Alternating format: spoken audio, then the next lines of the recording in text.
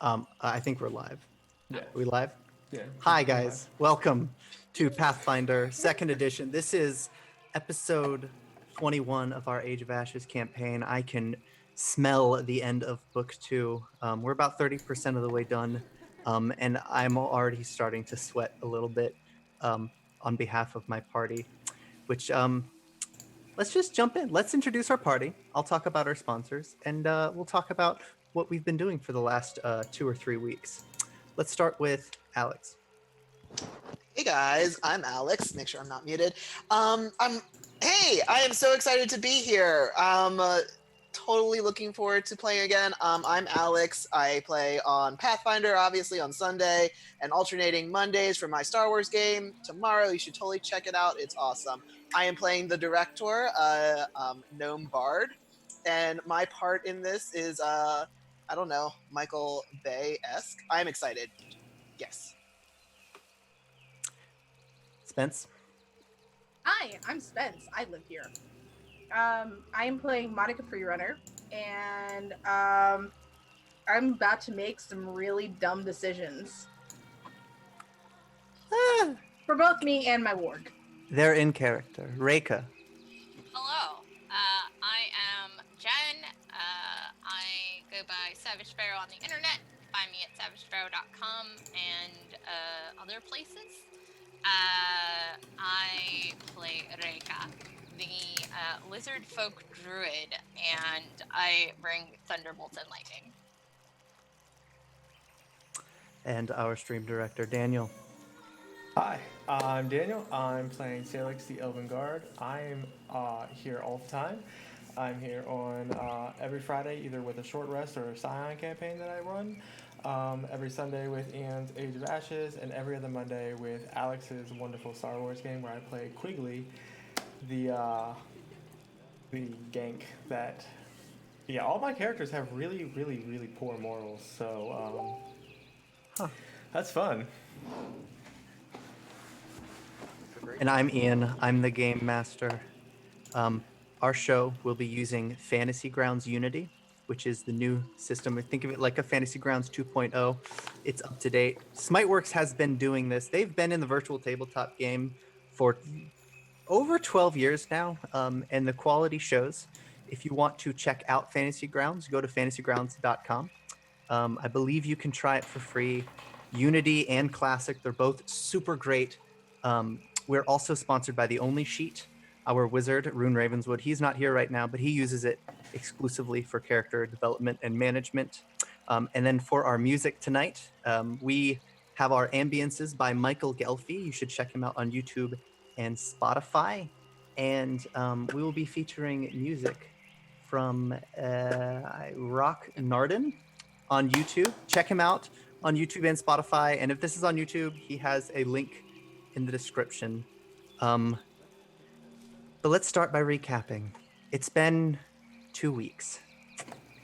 The party knows that war is about to begin. Our scouts, they've mapped out everything. There aren't very many variables left except for what the Cinder Claws, these cultists, have to offer. You'll find most of what used to be fertile vegetation on the floor of Akravel has been flattened. It's now grounds for training, preparation. There are smiths. Elephants are being fastened with armor made of wooden spikes. You've learned recently the Akuje, they are master woodcrafters. They move it, and it flows like water under their control. They've taken over much of the smithing here. You don't see a lot of wooden weapons because this isn't a traditional war.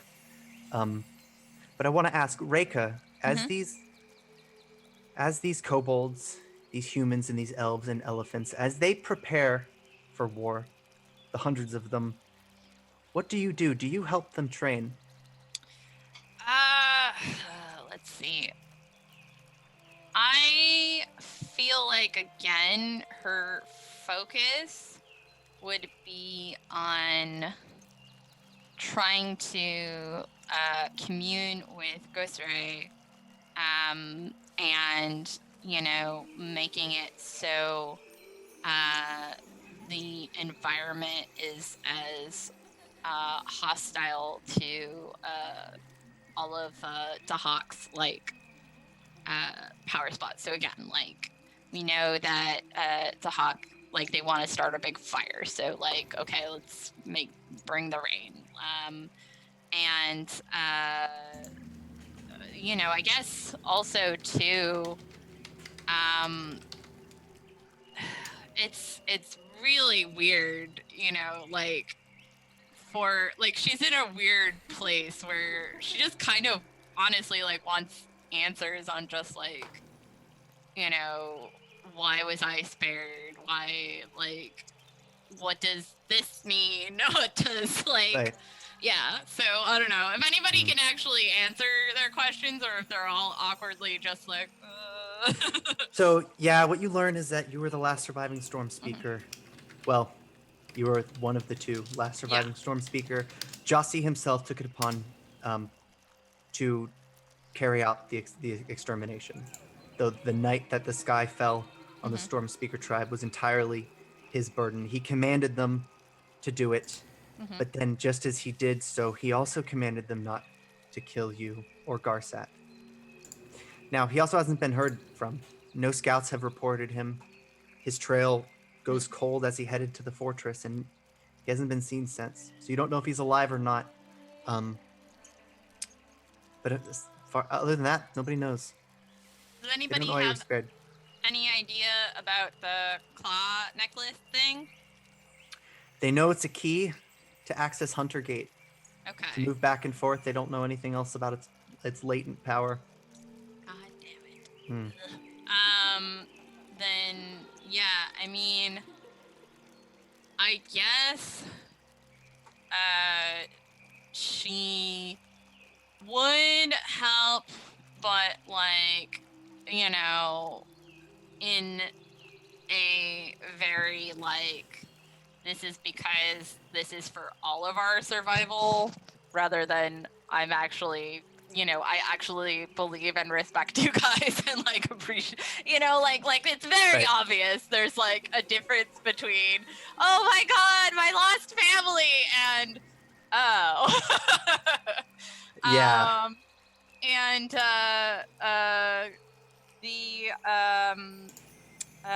what else are they gonna say? But that being said, if any among them did want to help out with her rituals to Ghost Ray, or learn more about Ghost Ray, that she would 100% be like, all right, cool, come here, friend.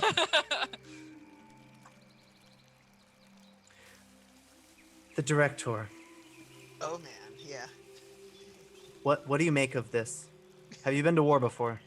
So the director has not been to a war of this scale before. He has certainly been a part of many small frays and small kind of clashing family clashes type of things, but nothing of this scale. This is a war, and this is something kind of out of his wheelhouse, and he certainly feels that way in watching all the preparation that's going on because he doesn't have that much experience smithing or crafting materials, but he is certainly good at raising morale. So I think a lot of his downtime is going to be kind of working the crowd, and obviously these people are working, so he can only kind of talk at them and give them stories, but he'll do that. He'll really play up his the social and try and give songs, or at least give funny poems that will help liven the spirit, or at least help them get through this work. Right. So then another question. Sailix is not quiet in this. He's taken it as a personal responsibility to ensure that the outcome of this battle is as good as possible for the Akuje, the elephant people. He has warned inexperienced warriors all around that this isn't going to be pretty. The description Sailix has given about battle wounds, medics, how to continue a fight despite intestines falling out. Maybe Yeah. your friends have become beheaded. Are you afraid of that? Are you afraid of being slowly killed in battle at all? So along with trying to boost the morale of the working people, he's going to also, since he views a lot of his portion of why he's here is to um, record everything that's happening.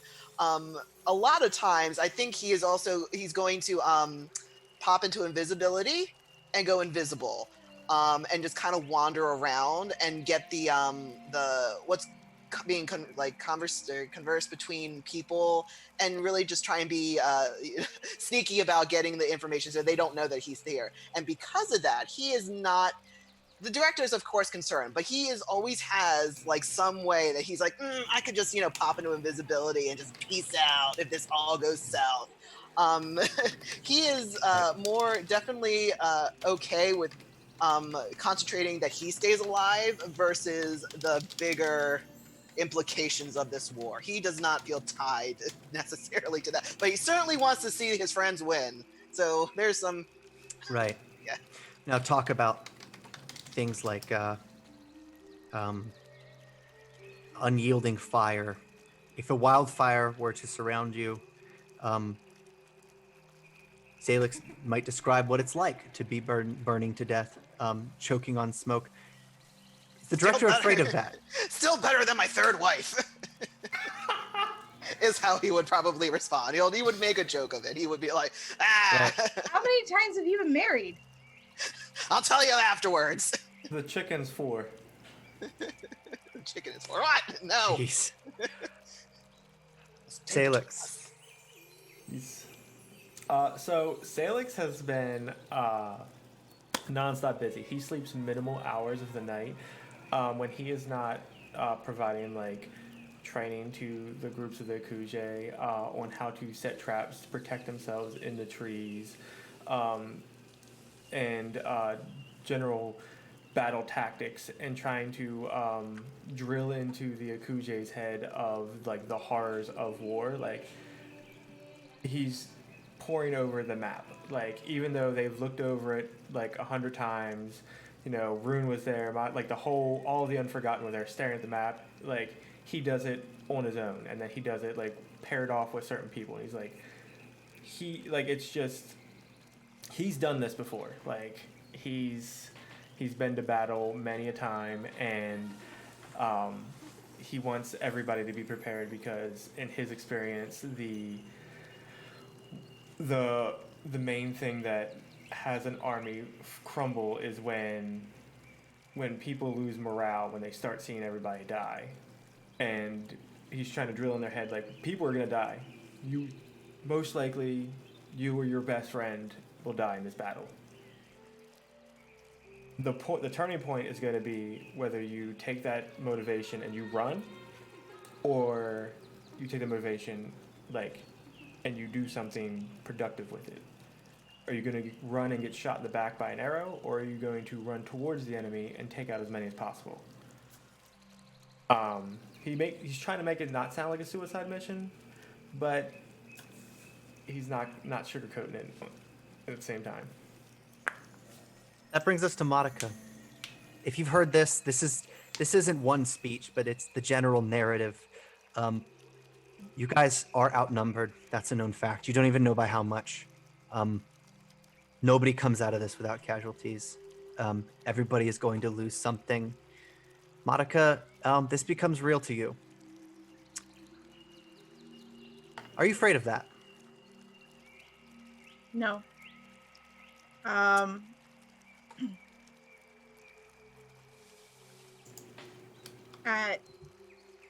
At worst, she's got this like deathly calm about her.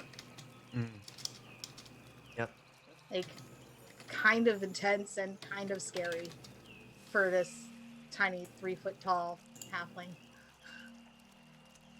Very brave. Very dark. Maybe not brave, but definitely dark. Yeah. Probably feeling a bit ominous. But You she guys does and make sure that both Rune and Sailix are fed and nags them to sleep. Hmm. Because it's what I do. It's just maybe it's a little more harsh than usual. Yeah, Rune is in a strange place right now, meditative, more than he used to be. Um, Something strange about him, but he's been like that ever since you got here, and that curse took over. You guys all have been granted stay in a palace, maybe the only unoccupied noble villa in the treetops of Acravel, where you would likely meet during at night, so everybody can catch up. Because as everything changes, the group, the Unforgotten, you remain a unit. Um, Salix, this is an opportunity for you. There's been a lull, and people seem about prepared. This is your chance to visit Breach Hill if you would like. You should tell the Yeah. party. So when we're all together, Salix will come up and like, right. So either Madiga or Rika, I need one of you to accompany me to Breach Hill. I need to collect a few things that we don't have here. I'll go. Potions of the sort, and I would like to talk to my brother. Okay.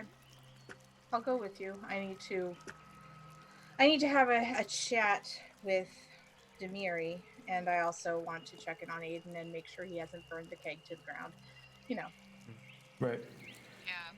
Bring back the good stuff. I don't have as much tie to the city as you do, but I kind of want to stay here and make sure that I get as good of an idea of the environment as I can for the rituals and stuff we're performing. Right. Absolutely. Also, Rika, talk to the Akuje about their abilities with woodworking. It might come in handy. And I know we had discussed it briefly going forward. Since we're so far outnumbered, any kind of help with the local flora or fauna will be gratefully appreciated. I don't know. Asking for a miracle seems like a bit much, but I'm not below asking. We'll see what we can do. Right. Does anybody want me to pick anything up for them? Yeah, here, I made a list. He's gonna give you a big old, like, grocery list of things. And how does it 3 kind of sets of sheets. There are Ailments. 9 different kinds of whiskey on here, Director. Yes, make sure you get all 9. I specifically wanted the 9. I look Right. at the Don't forget list. I look at the list of whiskeys and go, "That one's shite. That one's shite." I don't That one's care. okay. I'm about to die. We're about to die. This is, If you are about to die, you do not die with shitty Listen, whiskey. this is what I want. This is what I demand. Also, it is so great to hear how optimistic you are. Hey, I'm just recording. Yeah, Sailix will, like, as the director says they're about to die, he'll kind of look at him in the eye and be like, no one's gonna die. Well, plenty will die, but Yeah. we'll die last. I'll do my best It's to make also sure the that. point that if we don't do this, a great many of us will, great many more will die because of what they are trying to achieve. Oh yeah, no, Yeah. I'm on board with this. I'm on board with this. God of Destruction. So, in the morning, the group will head to Breach Hill. That's Modica Aldonis, the warg, Salix Lavendil, the elf, and the director? No, the director's staying in. Yeah. Okay. Very well. So, It's just us. Breach Hill. Warm day. You arrive before noon, before midday. Modica, you're at the Citadel still, where you've portaled across. You'll stay to speak to Demiri. Yep. Salix. I head out immediately to talk to Will. Great. Picking your horse up from the stables there, you've traveled through the portal, back home across the world. From there, it's only a mile or 2 of travel. And you're back caught up with Will. He's by the barracks. He almost never leaves. Um, you'll find him actually by the cell at his desk, just filing some paperwork. He wasn't atop Amir Lang was actually keeping guard. He was inside. Her boss is gone. He seems rather pleased though. Place is tidy. He's filling out some paperwork. Sailix will come in and he'll just kind of sit down in front of him. Hello, brother. Will? So how did it go with Vaz? Mage guards came, picked her up, pile of paperwork later. She's in safe hands. Coriolanus. Right, well, as long as she's not plaguing our city anymore, then that's all we can ask for.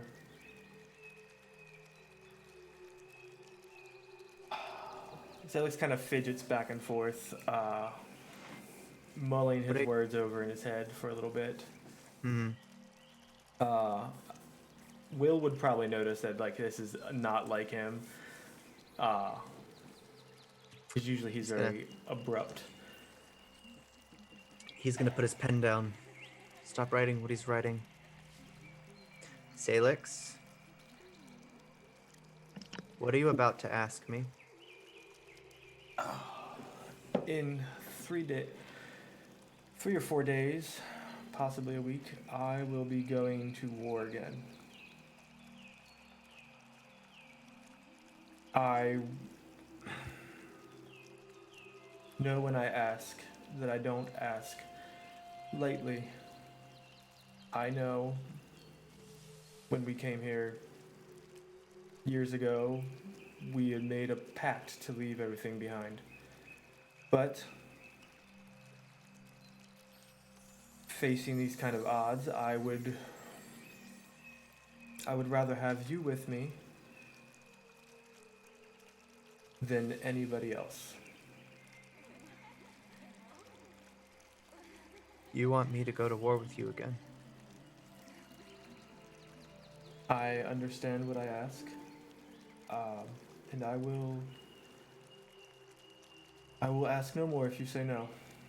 I will not beg. I only ask that you accompany me.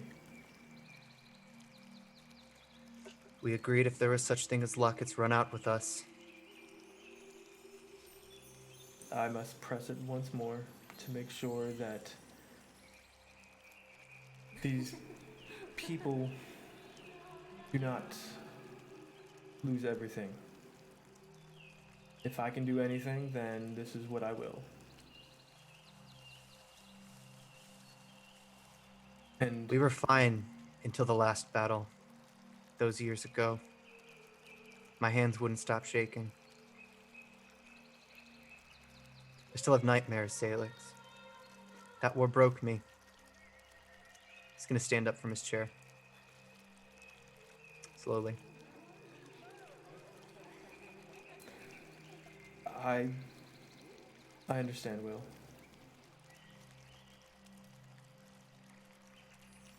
But the reason I ask is because I feel myself slipping into old habits easier and easier as these days click on, and without Kellen to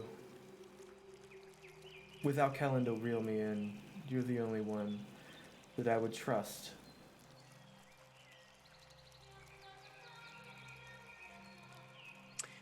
He'll walk across his desk and he'll hug you.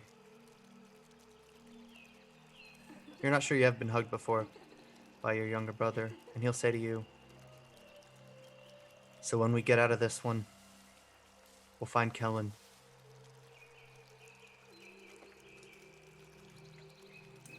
Like Sailix will he'll be like taken aback by it for a little bit, and kind of embrace him back after a few seconds, and like it'll be the three of us again, like it was for decades.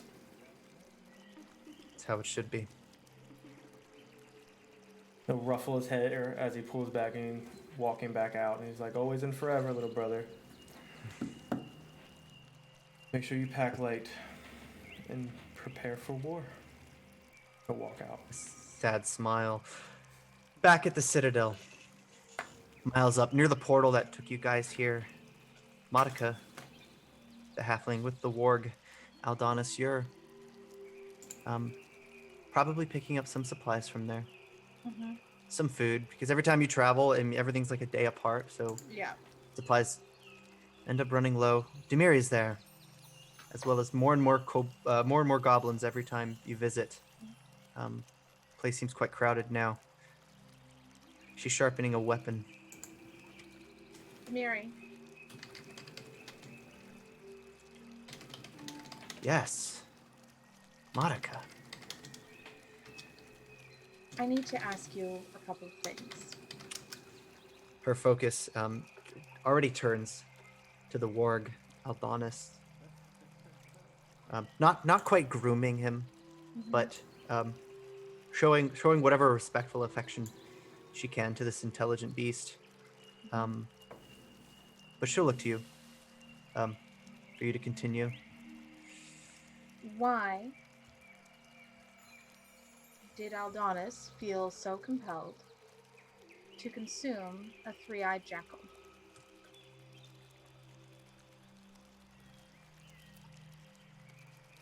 She'll close her mouth. Lean I back don't- a little bit. I don't mean to accuse of anything, but Aldonis is as close to a son as I will have. And if there are any changes in him that I should be aware of, conscious of, I would know them so that I can best support him in his growth. She gets closer to you. She's taller than you, so she looks down. Everybody's taller than me. True. Now that she's standing, she looks down. She says, "This world is enormous, yet there exists another beneath it, passing just under everything we considered normal, an underworld. But you know this, don't you?" She'll pull her eye patch down. Her eye, it's this deep red color. Something twisted. You almost feel like there's something like a worm or a parasite or something spinning around on the inside of it. Like a marble in motion. Gets close to you. I think you know why Aldonis did this. I just want to be sure that I understand the meaning. If we speak of Lamash too, well,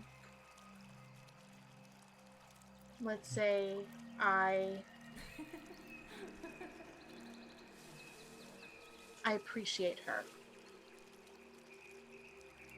Many do. And we appreciate you.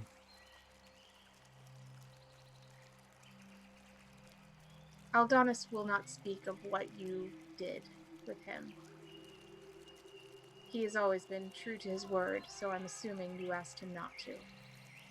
Turning attention back to Aldonis. Demiri is on her knees again, close to Adonis's face. 4 mothers he was raised. One who abandoned him, one who taught him, one who showed him power, and one who wishes to grant him it.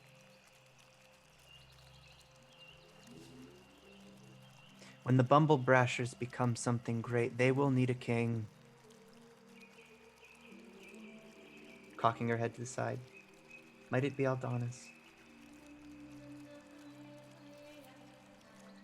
Aldonis will kind of like feel it out, like shaking his shoulders.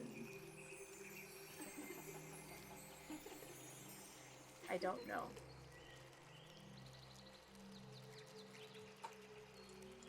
Maybe. third eye opens. Aldonis, you'll see things. Follow them if you'd like. And be strong.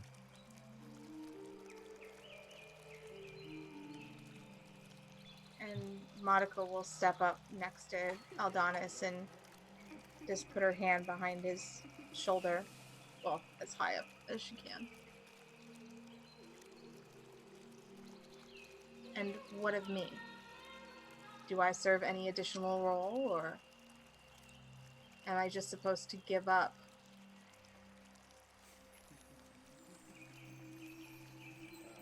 Am I just supposed to give him up? Because I won't. Not for anything.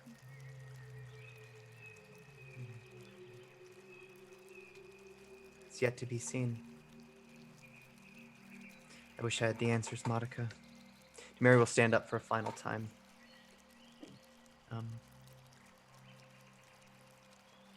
Unable to find something else to say, she'll just walk away.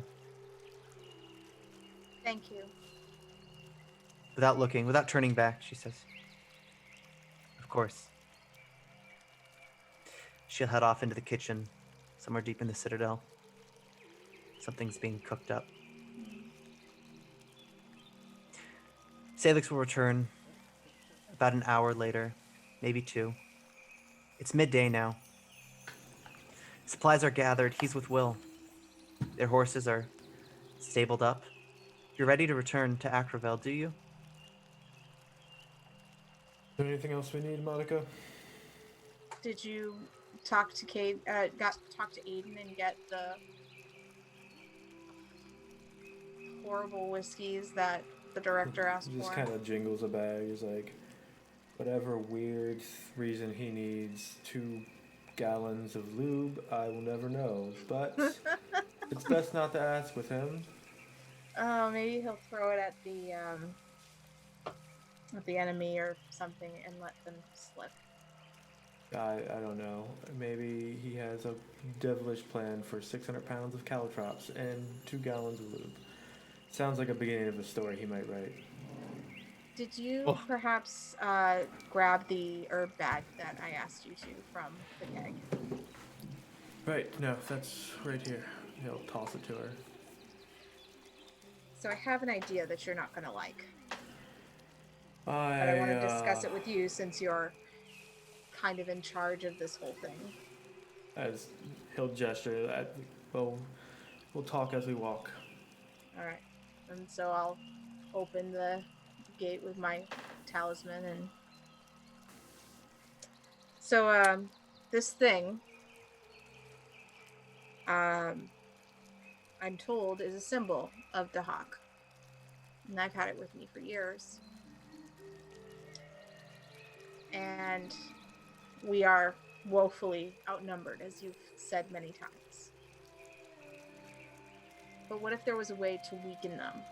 Maybe take a number of them out from the inside. That would require somebody to be on the inside, Monica. Yeah. Like maybe someone with a reason to be kept alive gets captured on purpose. And I'm taking it that somebody is you. Correct? Yeah.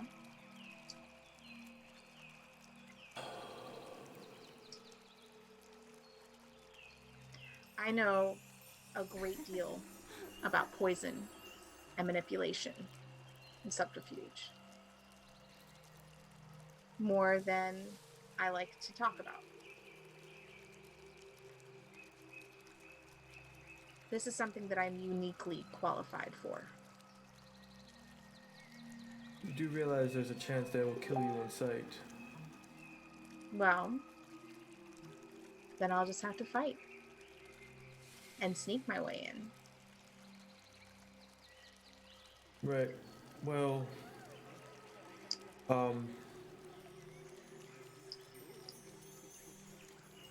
sure. We'll take anything we can get at this point.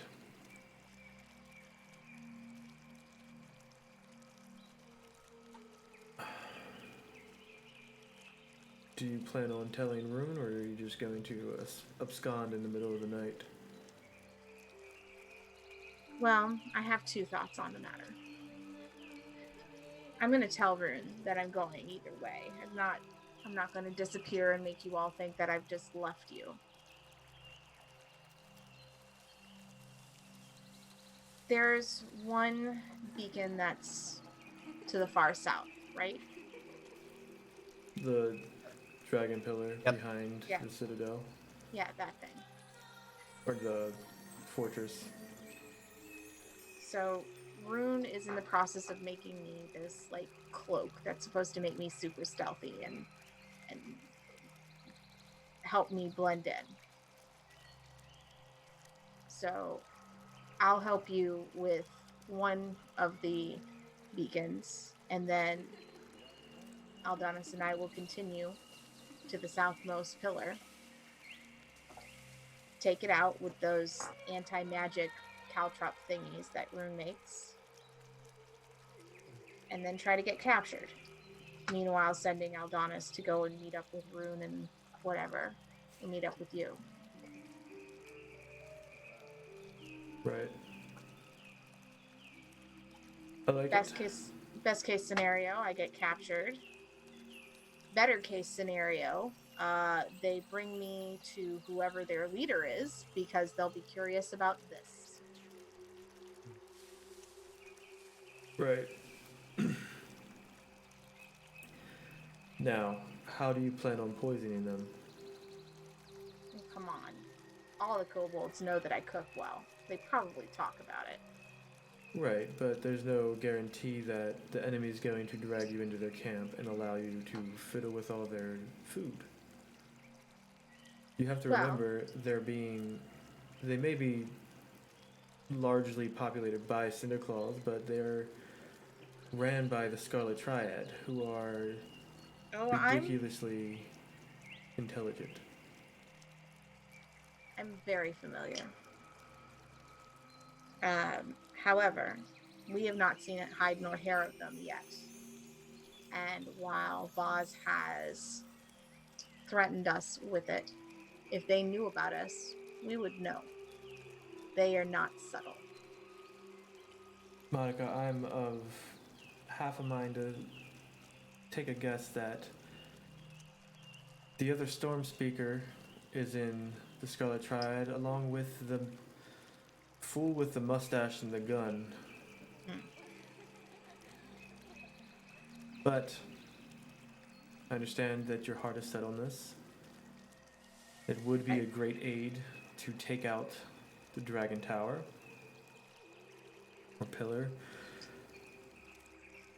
So you have my support Right. in whatever you need.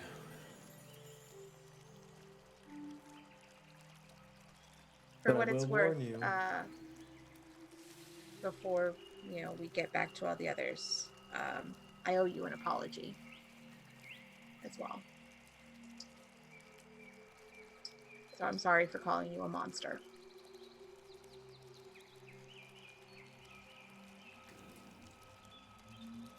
We've all done and thought things that are unforgivable, but we should try to forgive them anyway. Well, before this war is over, I'm sure we'll all do more monstrous things that we regret. He'll look to Will. Like, I'm pretty sure I've already done the most monstrous thing. But let's just all try to make sure we walk back through this gate. He'll just kind of trudge forward. His mood's now soured. If it was bleak before, it is worse now. With that, you're now passing through the other side of Hunter Gate into the Mwangi Expanse, halfway across the world to Garand in mere minutes. Reika, do you inquire with the Akuje about the wood shaping magic that they use? You notice that their entire village is made intelligently. Um, the every part of the structure of this place is made by shaped wood, Mhm. yet there is no explanation as to the intricacy and how they would do this without magic. They shape wood. You've seen it happen. Yeah. Um, Yeah, I would. Specifically, um, because I believe part of what we were considering, was, damming the river, right? Yes. yes. Okay. Yep. Um, Sailix yes. and the elephant people, the general of the elephant people, his name is Tawe. He and Sailix have already completely Okay. formulated that plan. Okay. The Awesome. damming, yep. Okay. So that is good, right? Like we don't need to. Okay. But yeah. If we can, I guess that's the thing is I'd ask if they are able to, because even though I don't necessarily have the ability as a druid, I know you can do it. Right. So if they're able to commune with plants, is it possible to get some of the trees on our side, or anything to that effect, or build better barricades or create choke points naturally? Right. Salix did have a plan. When the dam is created, it requires trees to be felled. This is going to require an apology from Gazre. It's not the gentlest approach. Mm, However, the apology consists of um, erecting a massive tree in okay. the clearing, which will Okay. be just damp field. You Okay. can create a tree Okay. um, by cultivating a special magical seed that the Akuje can provide. Okay. Are they willing to do so? Because not for nothing, but they do owe me. The the Akuje are ready to lay down their lives for this, especially for your sake, and they'll present you with a seed held in a lockbox. As they open it, it's heart shaped, weighs about Aw. 40 pounds. Inside, you feel there's something glowing on the inside, light leaking through this seed. It looks almost like a sunflower seed, though, in terms of the casing, but it's massive, the size of your torso. Um, You'll lay it. can I roll anything to know more about it? Yeah, you can make a knowledge nature check. Okay. Oh God. I'm trying to shrink the map so that way I can see the dice tower. So hang on. Nature. There we go.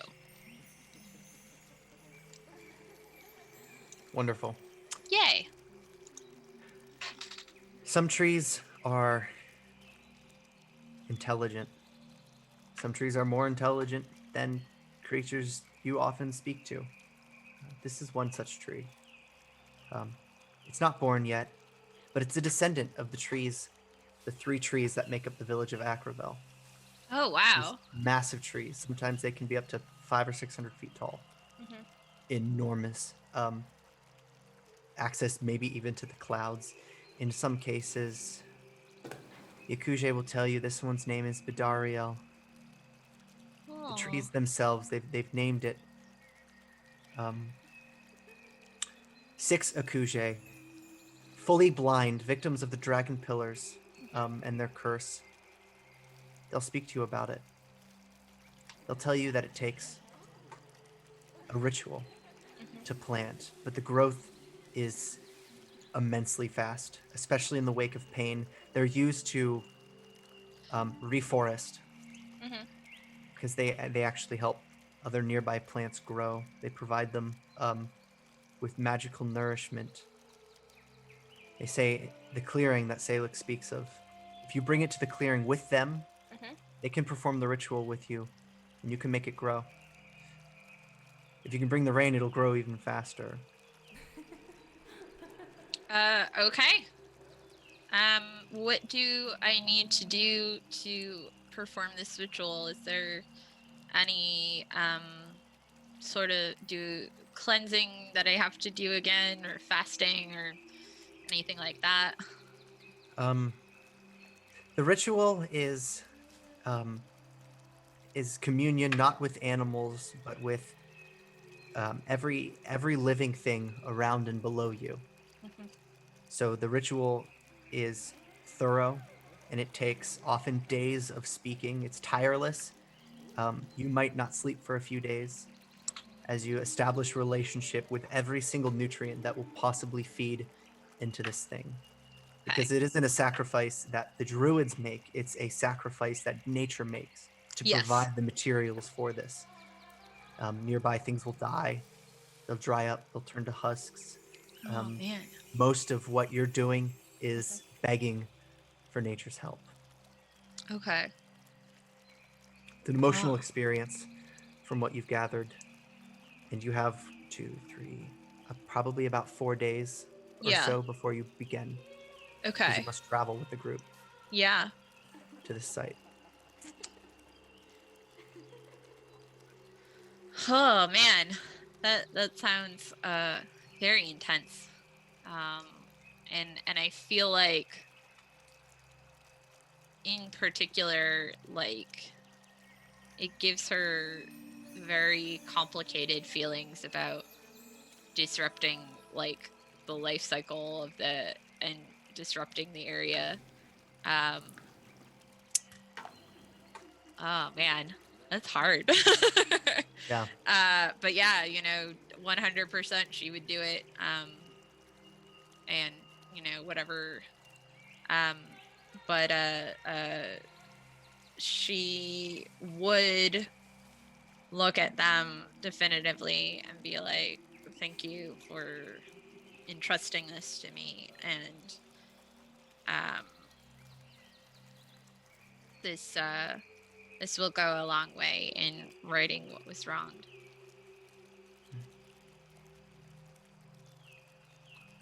They're still quiet towards you. Much regret over how they harmed you and your tribe in the past. But they're ready to do this, and they want those actions to be the closest thing they can get to apologizing for the sins of their past.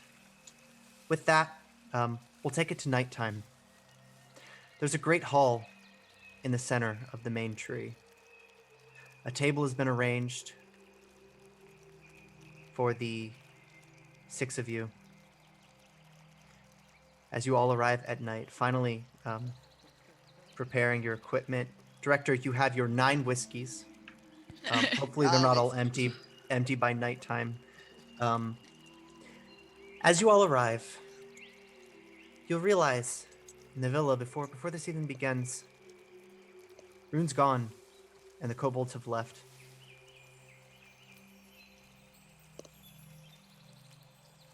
The Akuje scouts, they reported activity near the Black Dragon Pillar. So it looked like almost a retreat, headed to the Green Pillar. Rune didn't want to waste the opportunity. But the scouts, they reported he was acting strange. He seemed frantic. He left even without reaching out to the Director or Reika, who were in town at the time. The kobolds went with him, per the plan. Monica, how do you feel about that? Um,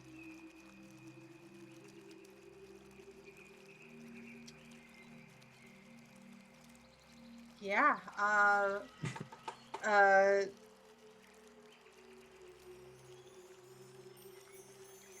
I feel like I missed an opportunity to clear the air with them. Um,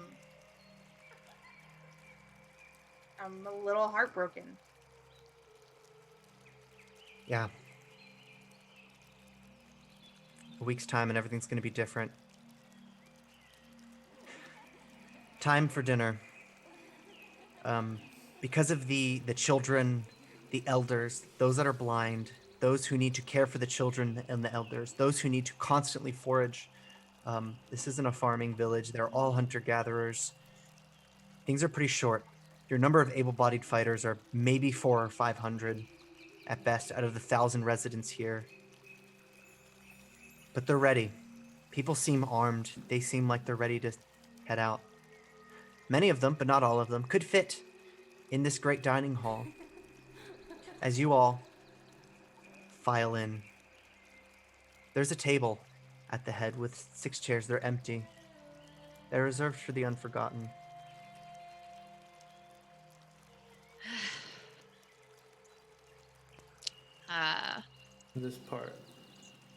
This part always is the worst. Would be nice if the wizard hadn't gotten overeager. I don't like I am looking. in complete agreement with you. I don't like looking at the empty chairs before we are to go our separate ways. But, Monica, if this is to be our last meal, I would like to have the biggest hunk of meat cooked in the least amount of time. But with all of those things that you use to make it delicious. I can make that happen on our way there. The Khalidi, or not the Khalidi, but the Ikuje have learned, and I've given them some of my herbs to make things, well, the way I would make them. Sailix will look down to Monica and ask her, "You're not planning on setting out early too, are you?" I would let you know. Ooh. Director, you have a seat in the center. A glorified high chair. It looks to be built especially for you. They wish to see you. Yes, I wish. They want to look you in the eyes because you've spoken to them with inspiration and courage. Of course I have. They look to Reika for spiritual guidance, and they look to Sailix for war strategy. But the Khalidi also look to you.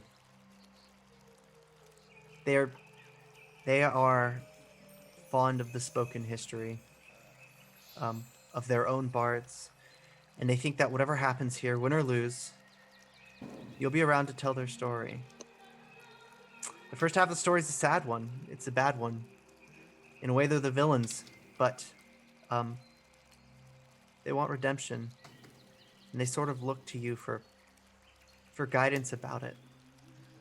Would you like to take a chance to speak? He would try and take a chance to speak. To the hundreds in the hall. No You pressure. don't have No stage fright. No You- pressure. All right. All right. So 2 foot tall. Oh gnome. God. Okay. So this is Alex. Real talk. Grab your All glass. right, so yeah, he'll actually the whiskey would have been for them as much as possible. So he would have like instructed like, take some whiskey, everyone, get a glass, even if it's small. Size matters not. That's what all my wives have said, and they're all bitches. But that's beside the point. Take some whiskey, for tonight is a night that we shall live. For this is the only night we can guarantee that we shall all be alive. So he's gonna, pass it all out, and he'll kind of, give some cheer, like, hey, yeah, okay, all right. I know everybody's serious. I know everybody is. We all know. He's gonna kind of look over to Sailix and Monica and everybody and Reika, and be like, we The all reverberation of your voice echoes. You realize this room is massive now that you stand at the head of it. know.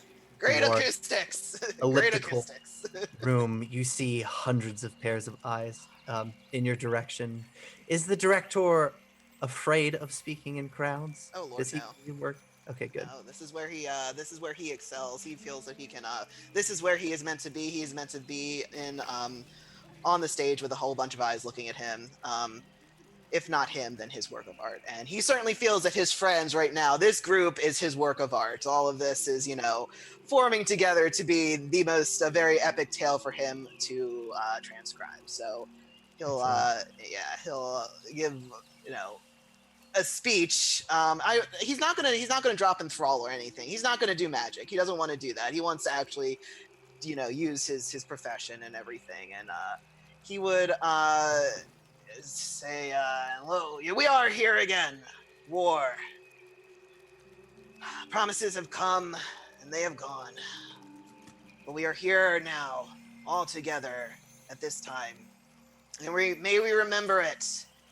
May we remember the past." He's going to look at Reika. "And what we owe the past. And what we owe the future." He's going to try and find a kid in the audience. Future. What we owe to the future. We owe them peace. We owe them this land. And they shall have it. By one way or another. By our blood, or hopefully without. Less of that. We will construct a new future. A better future. One with clean water and tall trees. And this is the way it shall be. And what the way I intend to write. So make sure you drink well tonight, for this is the last night that we will be able to for the time being. So may it be sweet, my friends. And he'll raise his glass to the unforgotten. Glasses raise. There are cheers. Yay. L'chaim. The elephant people, in their own way, the Akuje, in a reserved way, they feel empowered. The kobolds aren't here to see it. They seemed almost apathetic at the time. Afraid, because they know what the Cinderclaws are capable of, in a way that none of you do. Yet, nobody abandoned them. Every single kobold headed out with Rune. Did I get a chance to talk to Hazel before they left? Did Hazel go with them? She's gone. No. Sad. Sailix, you have anything you'd like to say later on in the night, as the feast begins? To like everybody? If you would like, you can go to the acting leader of the Akuje right now. The twins, they stepped down because of this. They're not prepared. They're too young for this, and they weren't around when the incident with Reika occurred, so they don't know. They stepped down. Jossie's daughter took over. Niketia. You can speak to her if you'd like. She's at a table with Diatawe, the leader of the elephant people. He's a warrior. Sailix will head over there. Before he heads over, he'll look to the table of the Unforgotten, eyeing up the director first and foremost, and be like, "Don't drown yourself in drink tonight. Because you walk on your own 2 feet tomorrow, or you be dragged behind an elephant in the mud." That reminds me of my third wife. You're fine. That's fine. I'll be fine. It'll be fine. I look I at her brought now. coffee. He'll be fine. I'm fairly sure his third wife is in that bag with the caltrops. Probably. Oh boy. And he'll head over to the table with you said her name is Niketia? Niketia. Oh. Niketia, may I have a word? She nods. He'll sit at the table at an open space. Your brother Will. Say again? Your brother Will. Half elf. Yes. We have that in common. Right. My father, Jossie, married a human. Off in an academy somewhere. Bit of a sabbatical. I grew up far away. I didn't know what happened. My mother couldn't turn down a pair of blue eyes. And she brought back Will from a sabbatical she had of her own.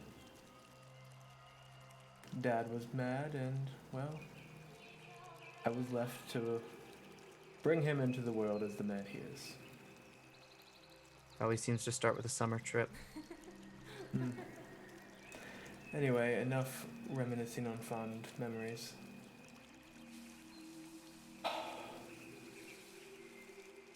The director's speech aside, you do realize that most likely this doesn't end well.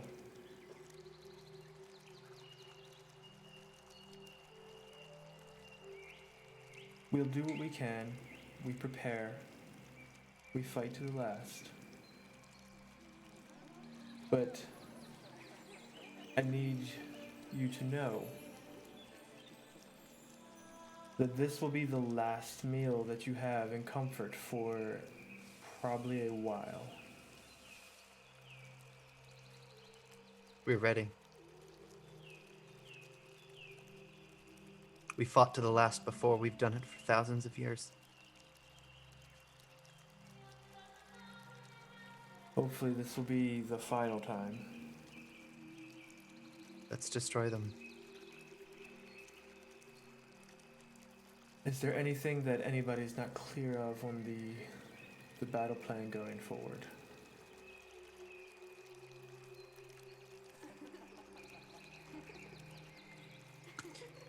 We appear to be caught up. We can head out in the morning. Our scouts, they've reported in. Our camps are set. 3 of them, each strong. Good. Good. Remember, a plan is only good until it's not. After that, improvisation is what takes precedence. You keep yourself alive, you keep the person to your left and right alive. And then you fall back to the meeting point. I've taught you what I can. Just stand firm in the basics and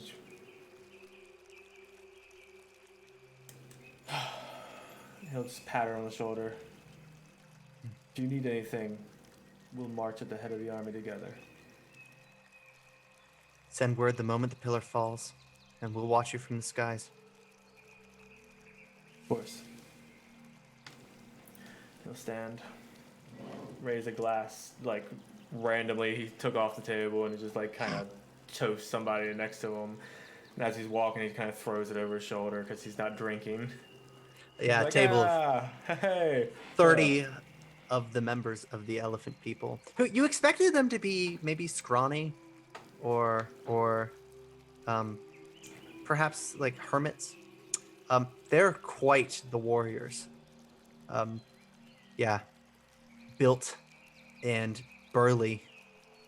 It seems they honor the elephants that they herd and that they tend to by providing as much might as humanly possible. And they'll drink to that. They won't even notice you toss it out. But yeah, everybody's drinking tonight, except for maybe Reika, Monica, Sailix.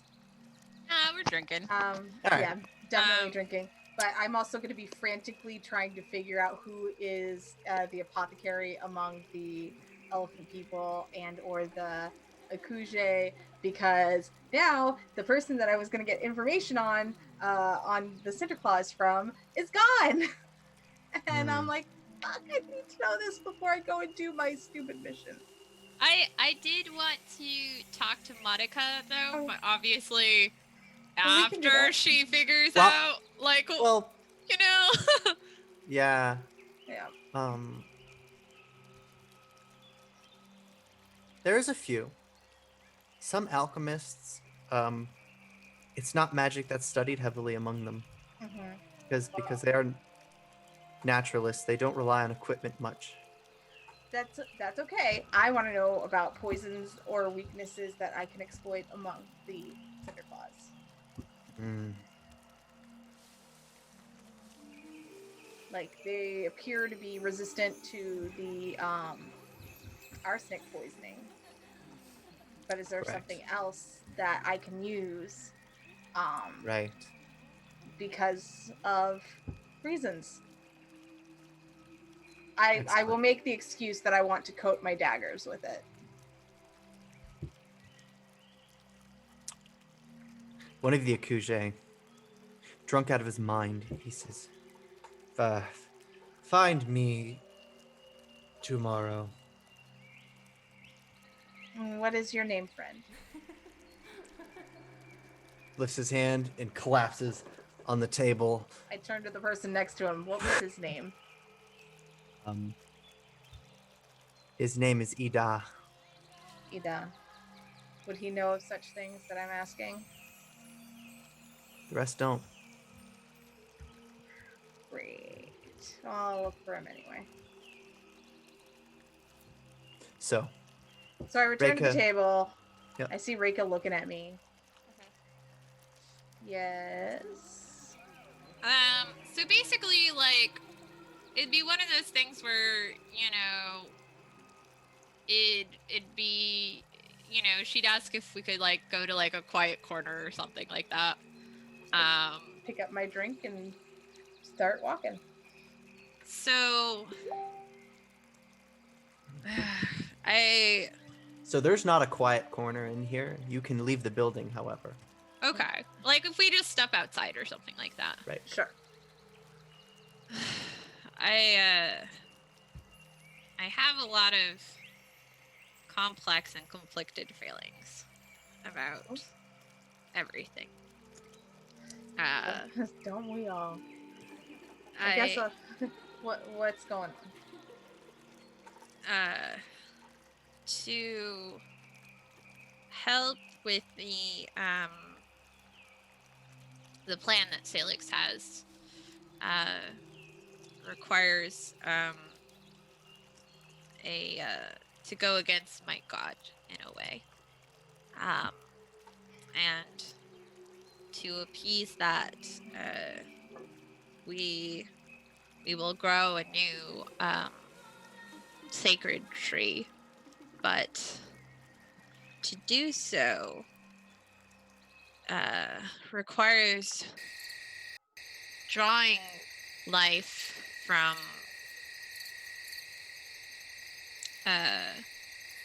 everything around us, to ask the environment itself to willingly die so that this being may live. And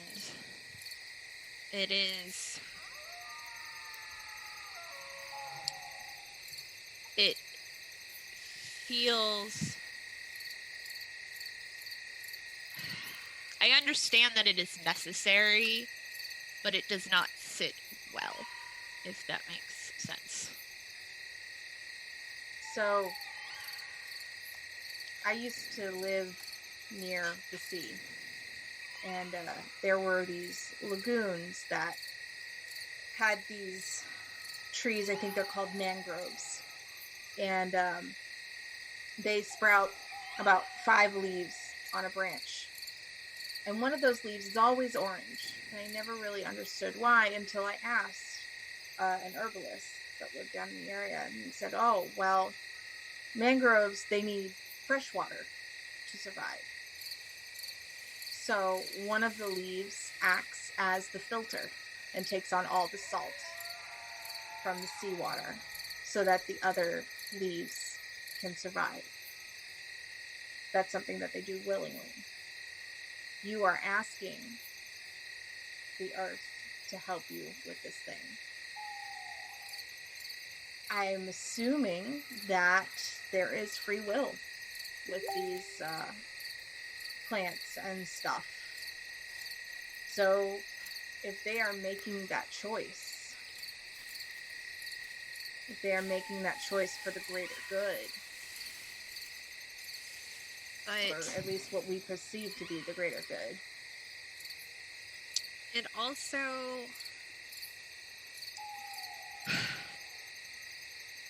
That's just it, though, right? Is I believe that this is necessary because I can feel that what Dahak is going to do is evil and destructive and wrong. But to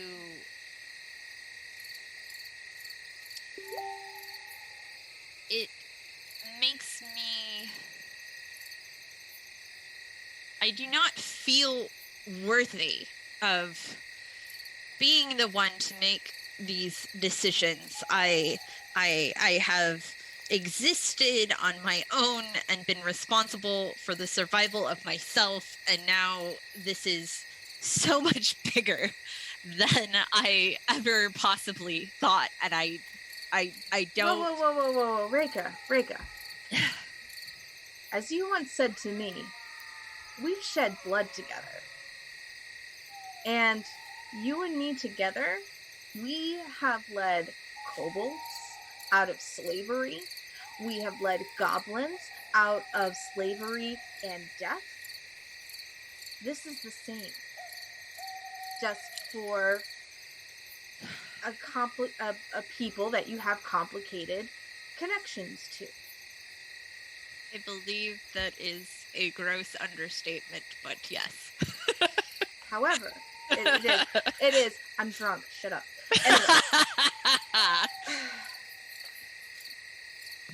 Anyway. We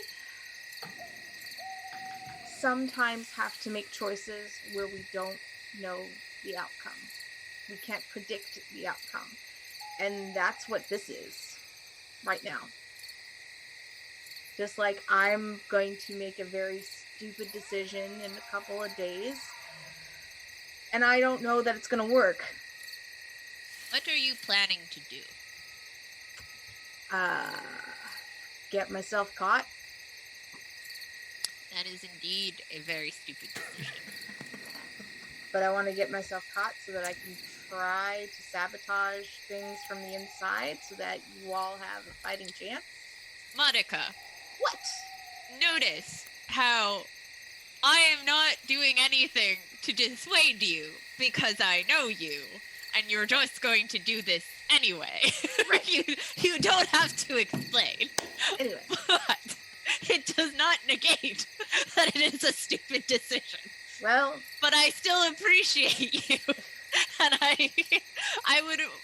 Please do not purposefully make it more stupid and get yourself killed, as I would be very upset. No. The intention's not to die. No. I like living. I finally have something I'm fucking willing to live for. You know? So... the fact that you are questioning yourself, the fact that you are having this quandary about the morality of what we're about to do and what you are being called to do, it speaks to your character. It speaks to your understanding of how great your power is, how great the mantle that has been thrust upon you. I mean, I know you didn't ask for it, but you and I tend to end up in leadership roles whether we want it or not. That, though, is some of it too. I have been feeling myself get stronger, and the bits and pieces that have been whispered about my people speak of great power that the Akushe feared enough to destroy them. And I there are times when I wonder what it is that I am becoming. And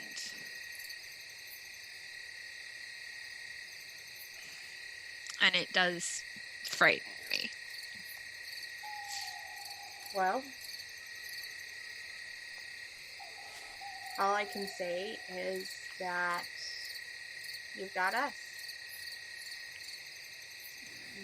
I can't speak for everybody else. But if we all survive this, and if you continue to grow in your power, you still got me. There'll still always be a place for you at the keg. And you'll still have Aldonis to hunt with. You know, God's willing, we all make it through. I know Rune always wants to help you attain your goals. And the director enjoys writing about you. You have some of the coolest stories. Thank You're you. just incredibly hard to cast, as I understand. Like, I watched them try to build the Reika costume, and it took forever. For my budget. There was a lot of flour and water to make like a paste that dried, and it was like, I guess they called it paper mache or something like. It was weird. Why wouldn't they just use dead animals and just assemble them? Into Probably a because the conglomerate? tannery wanted to actually keep the skins for like making clothes. That's my assumption. Shit, I meant to go and get Eldana Samara. Fuck. Thank you, Monica. I didn't do anything.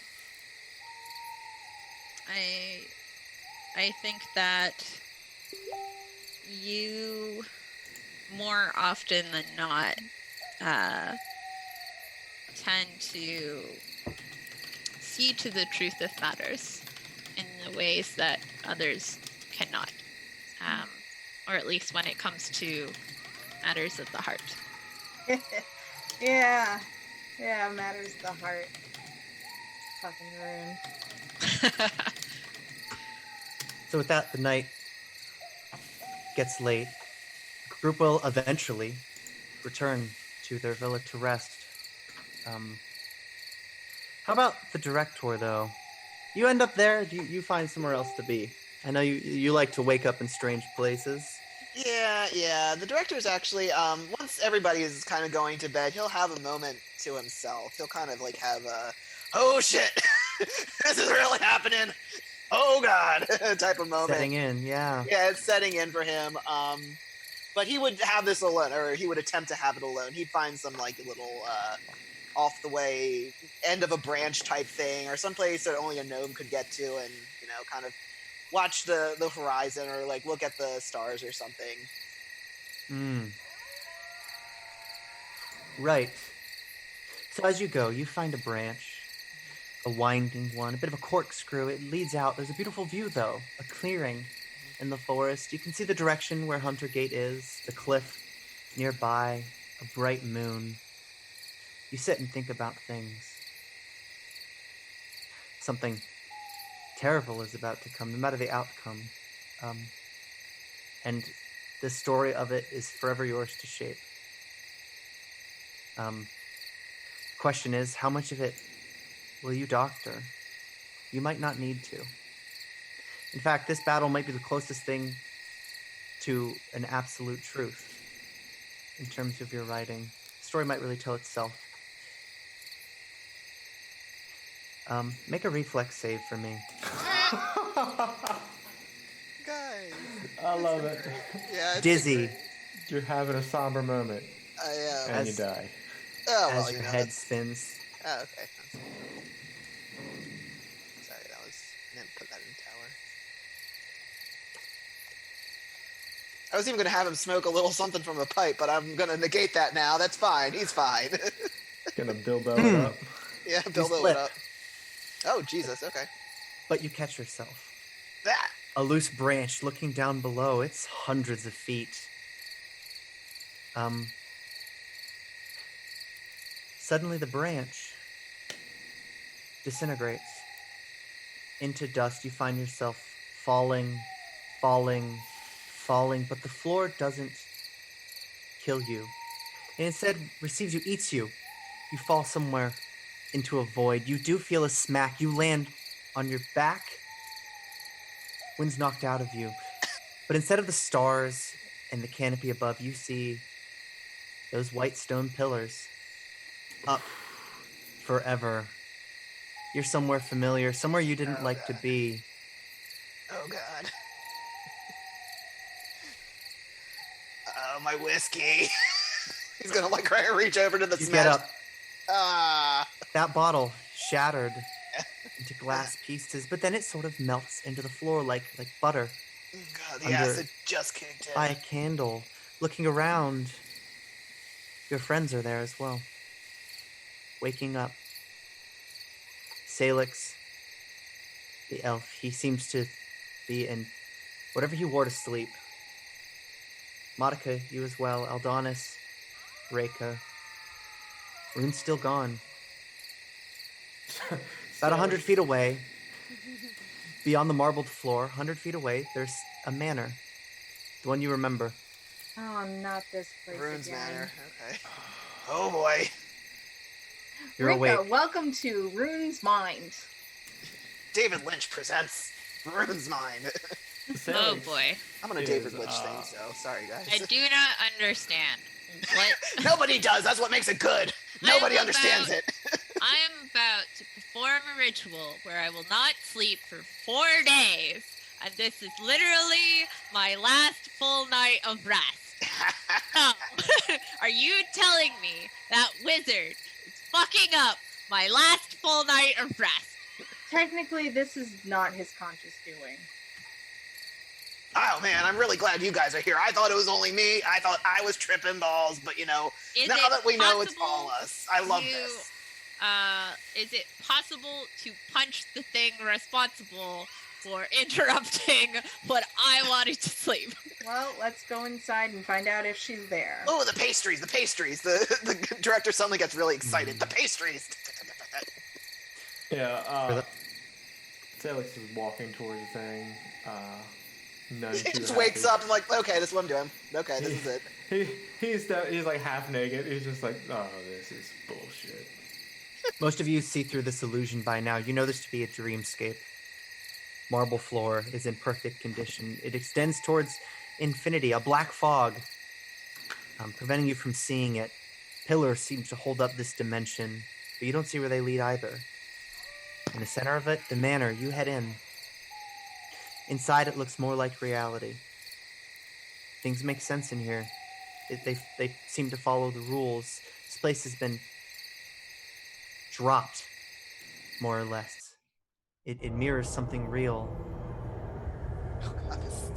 But the walls seem to shake. You don't quite have a sense of orientation. I will yell Something out built for this Rune. place. Something built this place, and it's quite mad. Twisting. This place isn't calm and inquisitive like it was. This thing's furious. You hear voices echoing, but instead of locating it, it's almost as if the voice travels along the hall, back and forth, rapidly. It's the voice of the headless woman, but you can't hear the words. She's haunting your dreams again. You know you're asleep. Reika, you haven't been here before, but you know this to be a nightmare. Do any of you try to escape, try to wake up for yourself of this? I mean, yeah, because, like, I don't know anything. I'm just like, fuck this shit. How would you do that? Okay, I guess, let Do me you want me to think. punch you? I feel like the first thing she would do is just close her eyes and concentrate and be like, I'm in a dream. I will wake, and just try to focus on, like, doing the there's no place like home thing. Reika begins to fade. First from her feet and up the Aruxi Not clad in armor, but prepared for sleep instead. She wishes to return to it. Oh, that's just not any fair. Tough. And she vanishes. Director, Monica, Sailix, you realize you could do the same. You have been invited here. You're not held against your will. Sailix is yelling at the roof. I'm gonna figure out what's going on, and then I'm gonna come up Fading. and wake you up. The floor, the tiles, they begin to lift and shake.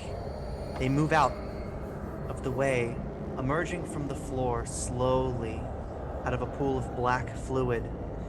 Rune Ravenswood, the wizard, the one that disappeared in the night. The one who's been gone, left without saying a word except to Monica, leaving her a gift. But he's here in a dream. Would anybody like to say anything to him? Where the fuck are you? Not cool. We had a plan. And you just Got any pastry?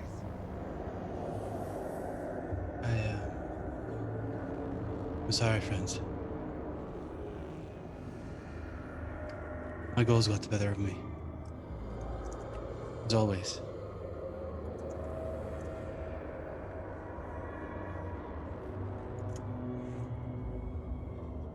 I'm where I He's need just to a be. silhouette. Monica, how do you respond to this? You didn't even say goodbye. I can never say goodbye to you.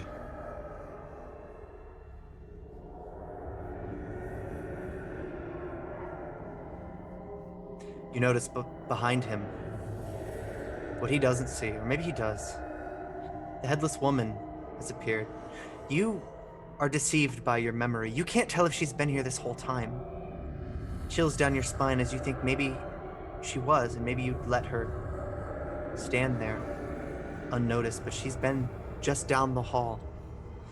The hallway, by the way, long, expands and contracts and twists. She stands on the end, her hands on her shoulders. She looks angry, despite having no head.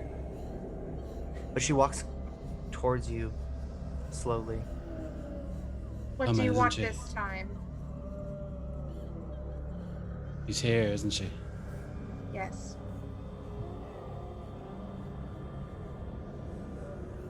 I can feel her frustration. They're looking for us, Rune. They're closer Who's every looking? day. Who is looking for you? This isn't about you, dear.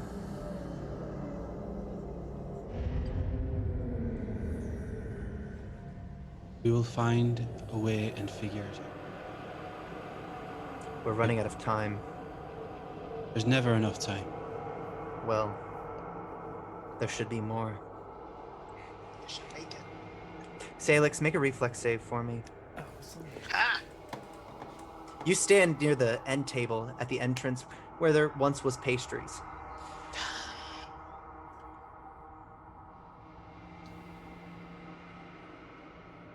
Where you've rested your hand became white hot, as if ready to explode. You managed to jump out of the way in time. It bursts. Suddenly, a bright light. Rune's silhouette is interrupted as he emerges from the ground. You see his face. To your relief, it's how you remember him. He's there with you now. With this flash of white light, you notice a small hole. In reality, just gently floating in space, inches from Sailix.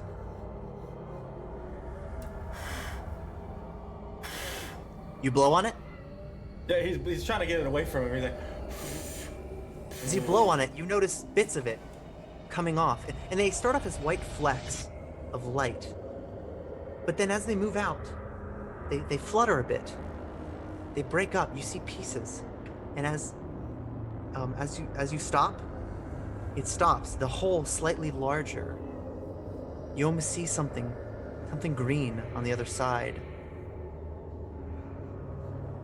oh, what the hell? The headless woman will call out, closer now. Rune, what have you done? Just be patient.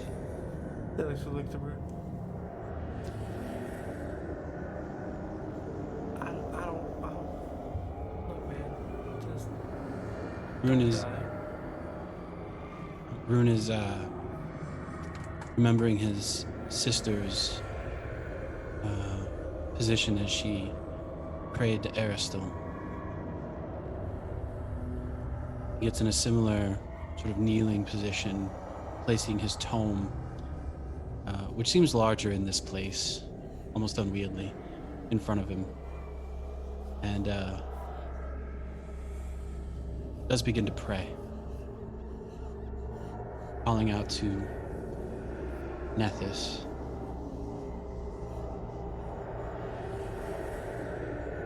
To let him know to ask him for help. To let him know that he is pushing along the same path to prove that magic is everything.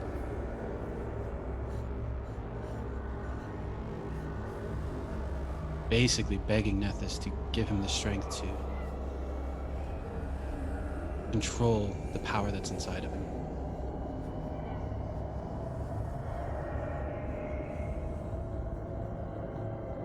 You hear a voice, rumbling, sort of rising from the floor. A voice you couldn't recognize, and a voice you wouldn't know how to describe. It calls out. It says, "This can be known. Rune, this can be known.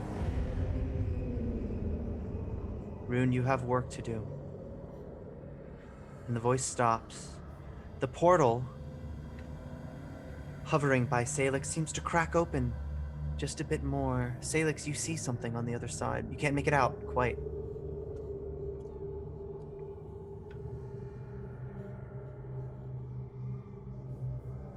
What do? Do you step away from it?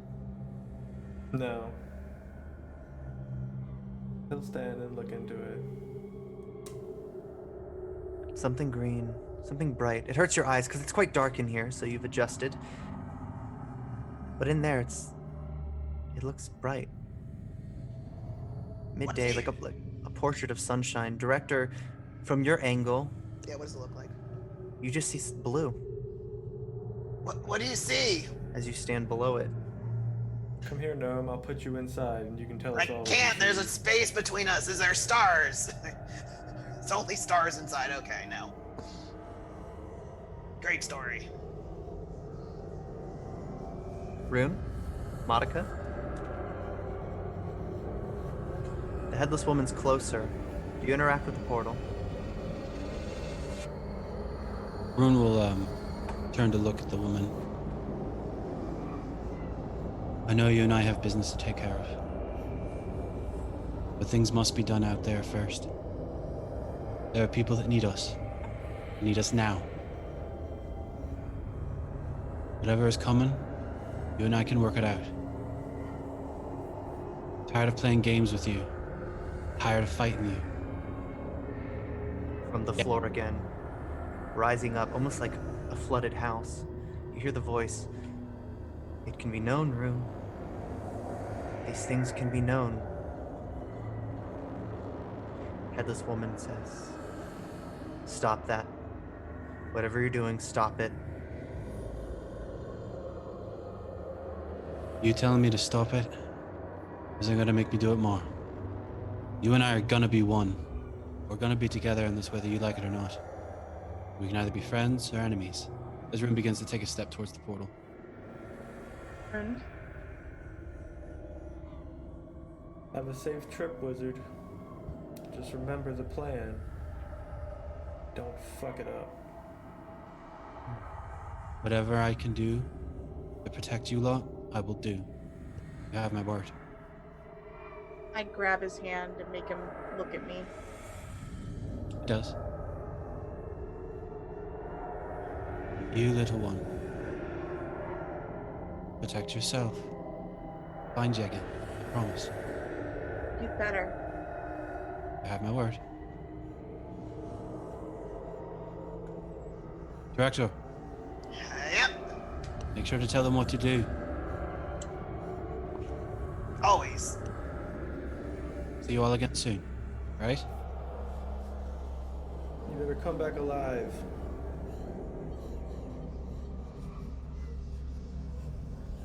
I will. Drink pastries. Woman, The are walls you going to start to- join me?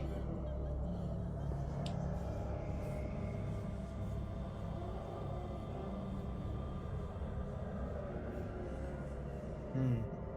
I'll give you a place by my side, if that's what you're looking for.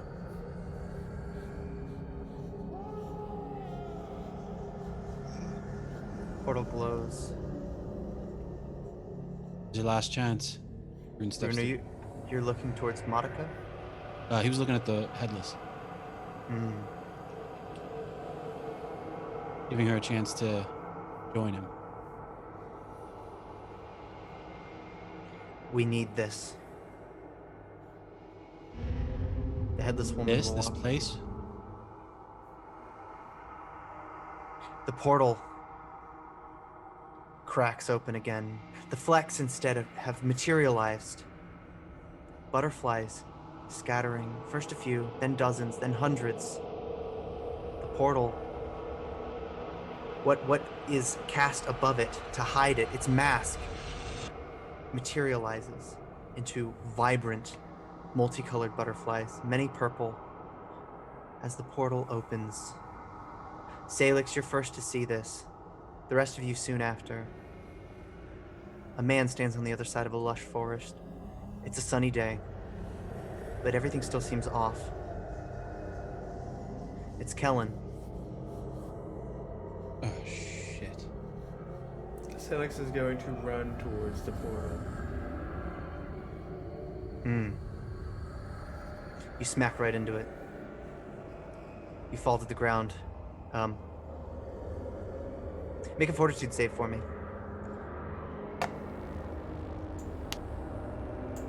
Yeah, he's yelling Kellen's name the whole time. Kind of in a little bit of a weird mental state. Kellen will turn to you. He sees you on the floor. This is your fiance, Elf. He shakes his head slowly. I need you to survive this, Sailix. I'll tell Rune where you can find me. Maybe that'll keep you alive. And he'll smile, but he'll touch Rune's hand. And suddenly, you're all awake. It's morning. It's a bit of a void. The sun's coming in, but everything feels strange. How do you guys respond? My eyes are red and puffy, and I go look for Sailix. Right. I'm writing this dream down. This was the best acid trip of my life. Like, this is it. This is what my, like, this is gonna be great. This was a good thing. He's I happy. feel well rested. Other than that brief blip, but You know, weird dreams. But I guess I would like go look for the others. Like, hey, I had this weird thing, and like, I don't know. It was the dimension mansion, right? We all experienced the time knife and the dimension. Oh yeah, this is great. Wait, really? That was real? Yeah, it was kind of real, but not. It was like, subconscious, bigger conscious. I don't know. I just write it. Are you guys okay? I mean, he's gonna look at me. I'm fine. I'm A-okay. Yeah. Sailix is very angrily strapping on armor. Like, when you put a breastplate on you through the loop and everything, Yeah. he pulls it super tight, and like he lifts the other arm and goes that side. I So, feel like Ray would be like, do you need help? Like, no. Corset tight enough? Like, do you want to fall from the top of this tree, gnome? I don't know what you're talking about. Sailix, Nimble like a cat. your anger is going to get you killed, and then you won't be able to find him. Rein it in. Find who? As Sailix kind of walks past Will, he'll stop and he'll just kind of mumble to him. He's like, "Oh, Kellen says hello." And he'll How do you say again. what do you mean, Salix? Oh, he paid all of us a visit last night in a dream. Then he took Rune away, and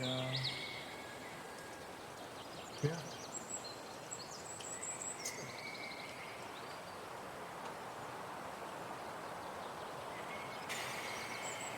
That doesn't make any sense. Were you drinking? Did you sleep? I slept plenty, and no, I did not drink. Ask them. Right. He'll gesture to Monica and the director. They were there. They saw him. But I was drinking. Is this person? Who, Kellen? Kellen is my fiance. He disappeared, and I went looking for him, and now he is showed back up. We You'd just don't know mentioned where. Seeing him before, didn't you? Yes, but now he's with Rune. Is he also a wizard of some kind?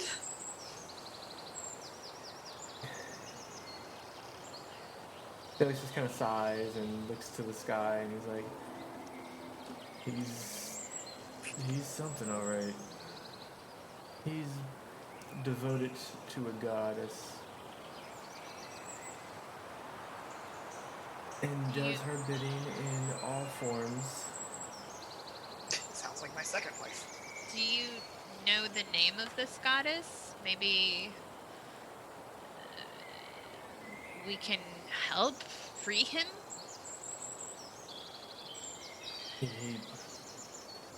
He's not captured. What he does on his own free will. And I will have my answers when I see him. Maybe a good therapist.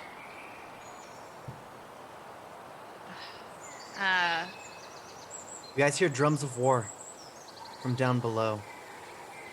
The thin foundation that makes up the base of the city of Acravel. You feel the reverberations. The elephant people, they're big on drums and horns. They're ready to head out. But all this can wait till later. Today, friends, today, we march to war. I feel like, you know, Rika would like sort of like put a hand on Sailix's shoulder and be like, you know, there will be plenty of followers of Ducat you can cut through, and maybe that will help with healing some of these wounds that you are carrying right now. He'll kind of place his hand over top of hers, and he'll nod. And be like, "Oh, I plan on cutting through many followers of Ducat. I'm gonna pray to both Gozray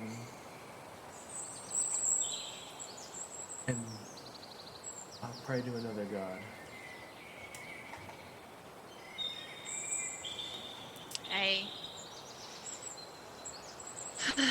Please, I hope that they shelter and guide you, and please, as much as you want to hurt and destroy, and as much as these hands are capable of hurting and destroying, please remember that these hands are also the ones that pulled me back. So don't lose yourself because of whatever this person has done to you.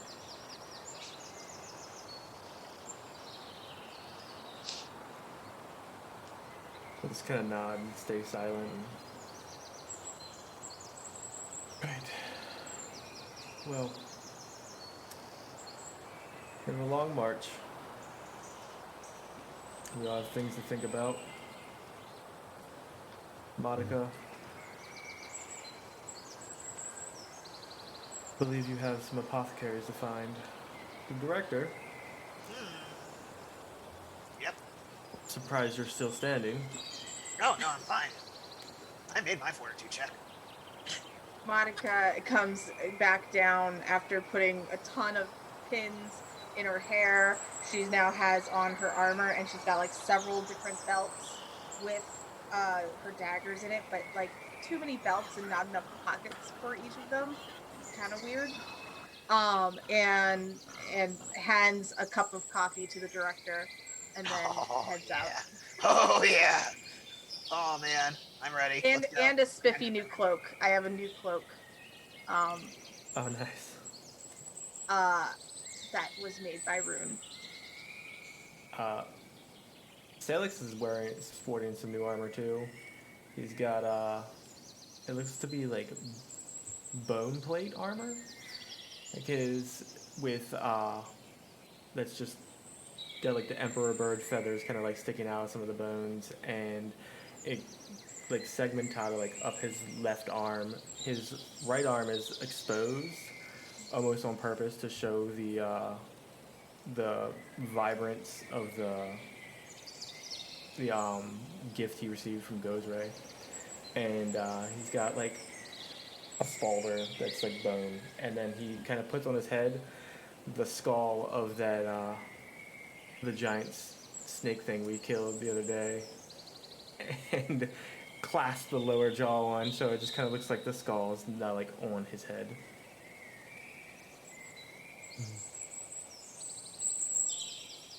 You make it to the floor. 400. Well, about 200 Akuje are ready to follow at a distance, safe enough so that they don't become affected by the dragon pillars and their blinding magic that curse them. Many of them are already ahead as scouts. You know, on this road, there are 3 fortresses in the trees. They will be used to guard you as you rest with the elephants. There are 60 of them armored, along with 100 of the elephant people. The kobold have already headed out, so it's you and the elephant people and some Akuje, Khalidi for now. Director, Did Rune leave us any of the anti-magic bomb things? yes, Okay. I have a box of them. One of the elephants is carrying them. Another elephant is carrying Bedario, the tree egg. This elephant is painted green. It's very important for the mission. Protect it at all costs. Reika, if you would like to ride this elephant or travel with the elephant, you may. Yes. Director, you are among giants right now. These things look like dinosaurs as they pass over you. These elephants, they're careful not to step on you, but you feel shrunken right now. You were usually the smallest person around, save for Monica. Now it's even worse.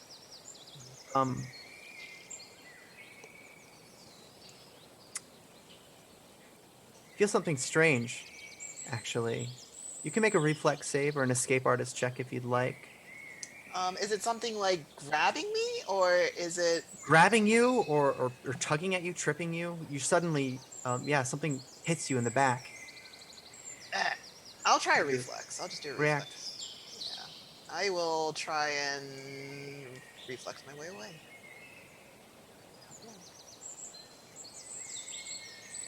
Keep not putting on tower, sorry. You managed to jump out of the way, or leap back just enough to realize what's going on. An elephant was behind you. You had already been walking slow enough that this elephant is trying to pick you up and move you. Oh God. Do you let him? I mean, yeah, he would. You know, I didn't really want it to go this way, but okay, you know what? I'm not gonna say no. Do it. Trunk wraps around you. Suddenly, though, you're picked up 10, 15 feet in the air. This elephant's massive. It's adorned in fine wooden, woven branches. It's armored. It's ready for battle, but something strange. Atop it is a platform. You're placed gently on it. There's a lectern. The elephant says, "They told me you like to read."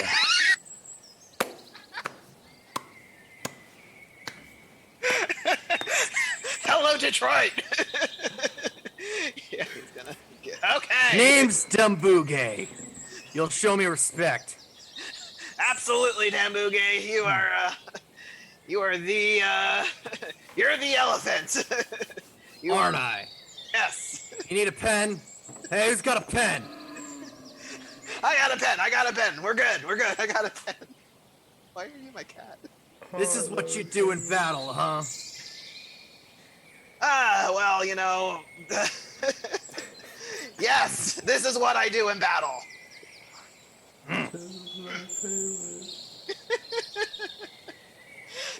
We've got this, though. We've got this. Don't worry. Oh, do we? We do. I was told to protect you with my life. I hope I die first. So do I. That's a joke. The banter with Dumbuge continues. Yeah. You have handrails. You manage to. This is quite accommodating for you. It's built to your diminutive height, and you can use the railings because he seems to intentionally be wobbling as he walks, giving you as bumpy a ride as possible. Oh man. But there's also a seat. Suddenly, you feel like you have the view that humans had. You see above everybody. It's a good feeling, but he won't stop talking. So that's the price that you have to pay. I'm fine. He's good with that. He likes it. If you're okay with someone doing your job.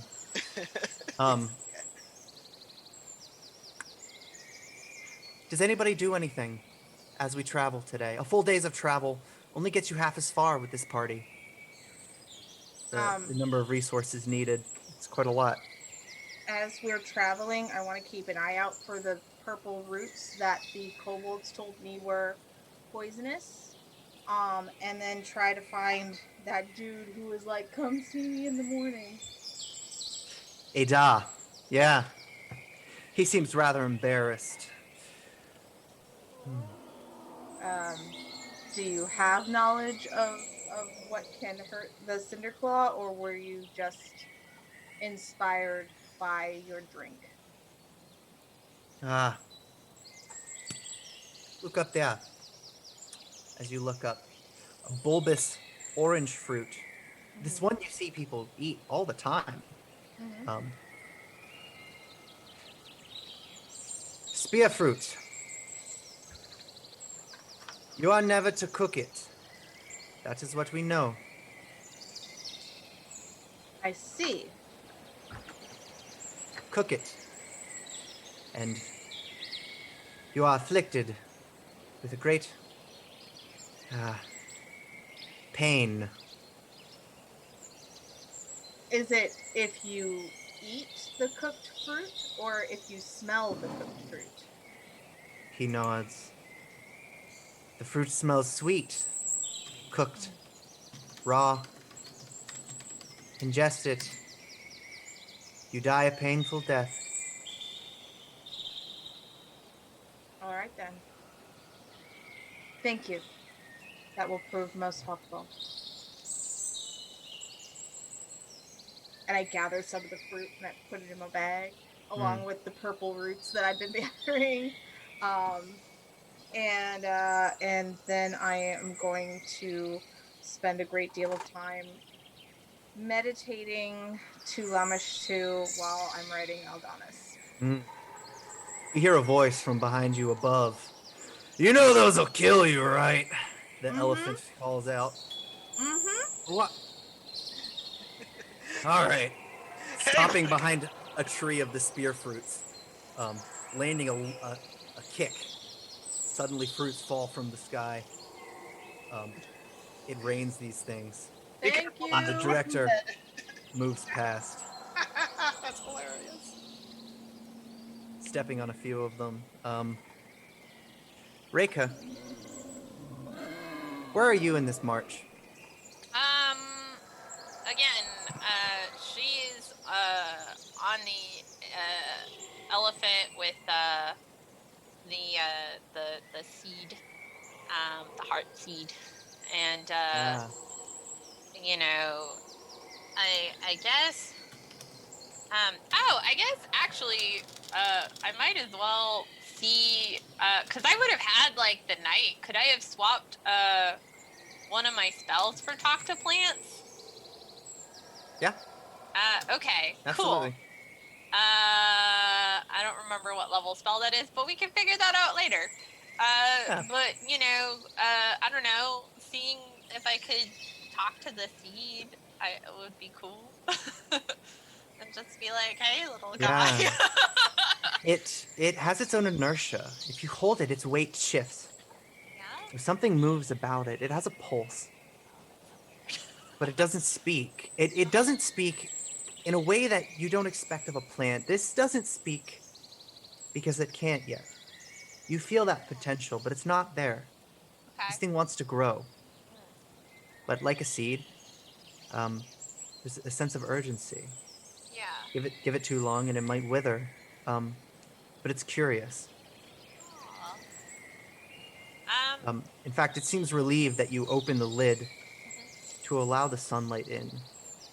It's now exploring the world before it finds a place to be rooted. Aw.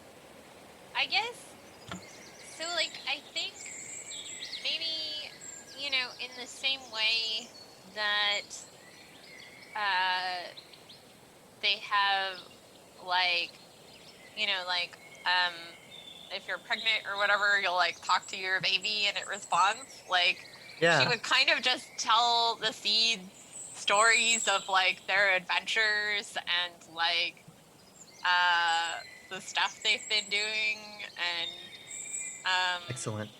yeah.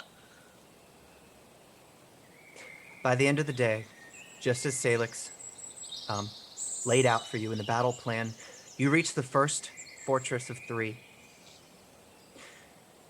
Akuje. About 30 of them. They line the trees. They're trained, they have an eye on several paths. There's a campsite already prepared as the elephants encircle.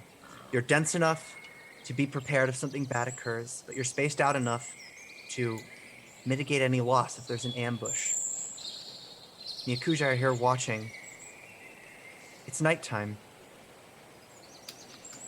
Think about what you're going to do at camp. But let's go to Rune. This is your second day of travel. You're with the kobolds. About 40 of them. Hezel's with you. You've taken advantage of the small size of your traveling party. You've passed through underground tunnels you barely fit through, small paths, valleys, um, unnoticeable from the sky. But time's running out. You need to find a place to camp. It's dark now. Hezel will tell you it's not safe to camp on this side, but across a narrow pass, there's a rope bridge that leads somewhere closer to the Green Dragon Pillar. As far as your map is concerned. But as you're passing, it sways and it rocks. This thing seems old. You haven't stepped foot on it yet. What do you do? Not step foot on it, that's for sure. Hmm. Um, hmm.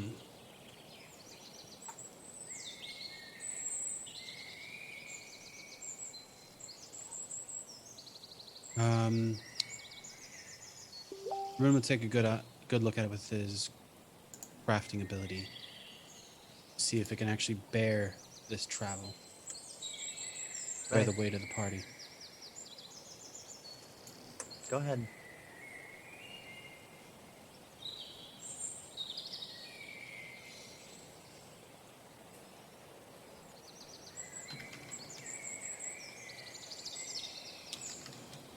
You believe yes.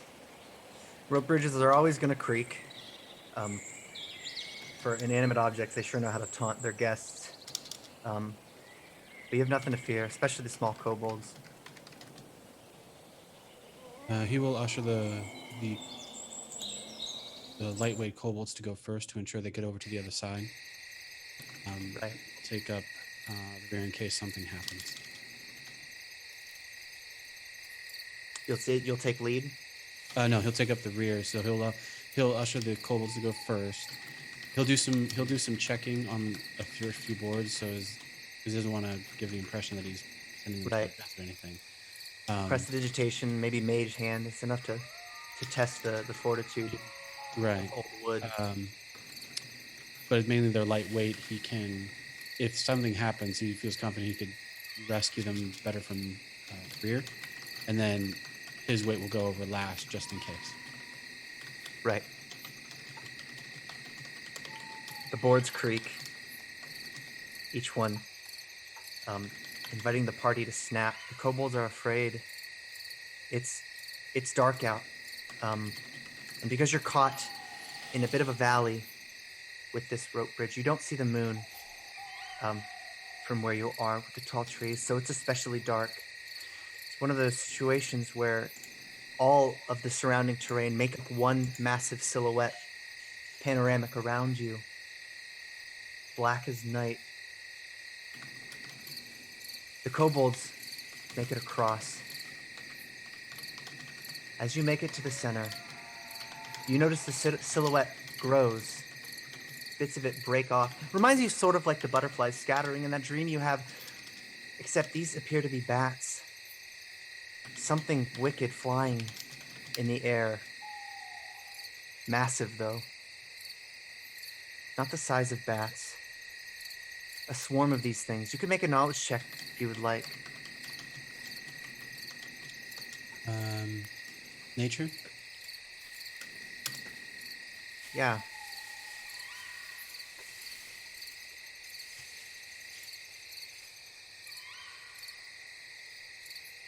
You haven't a clue. Good times. You had a library on you, maybe you'd be able to find that out, but perhaps you could give it a sketch, but you don't think you have time. No. They seem larger than you. Wicked bat wings, though. They can't be wyverns. They can't be dragonkin. They're making sinister noises. Flying in a swarm. A few of them break off from the herd, though. They descend on your location. Do you wish to do anything? You have time. How many of them break off to come? 3. 3? Lowering. And I are they trust that still- you... The kobolds traveled one at a time across the bridge, obviously, to bear the weight. They've made it across, so it's just you on this thing. It's about 40 feet long. Are they... this part doesn't matter. How far away are they? It's hard to tell, because you don't truly know what size they are. You think you might have 10, 20 seconds. 10 seconds before they think they know somebody's there. Holding onto his staff, that begins to just permeate, radiate out from him as he imposes paranoia on one of the creatures. You need to make a will save. Oh. I'll use reach to get out to 60 feet if necessary. I should have cast it, but that's... Oh, you had to roll a 20, didn't you? Yep. Well, that's unfortunate. The spell shatters off of its skin. Just explodes on contact. You know it's a fail. It seems angry. So, to be fair, so they succeeded. It wasn't a critical success. correct? Target believes everyone it sees is a potential threat. It becomes unfriendly to all creatures to which it wasn't already hostile, even those that were previously allies. So it will see its compatriots flying nearby as much of a threat as anything else. They fly like bats. They scatter. There's a bit of a chaos to it. But this time, the one that you casted, it flies into another one. Some aggression, some tearing. You hear shrieks back and forth. The silhouette breaks open as you see a wing is torn, the one you casted it on. Whatever battle they just had, it's about over, but it falls and lands directly on the rope bridge in front of you. Shrill sounds. You recognize this as a Fuck's Sabathon. sake. It's larger than you, A little bit. shrieking in pain. The rope bridge is being tested at this moment. It's tangled up, trying to break free at the cost of its own structure. But just as it turns and sees you, its piercing yellow eyes, you know its teeth are covered in blood, dripping from the mouth as it starts to reposition to head towards you. The other two swipe it up and pull it out to the night sky. They seem furious at it. Yet they flag back towards the herd. Massive flock. And from the distance, they just look like bats. And that's kind of the disturbing thing, because you've seen bats in the Mwangi Expanse before. But you almost wonder if you weren't seeing bats at all.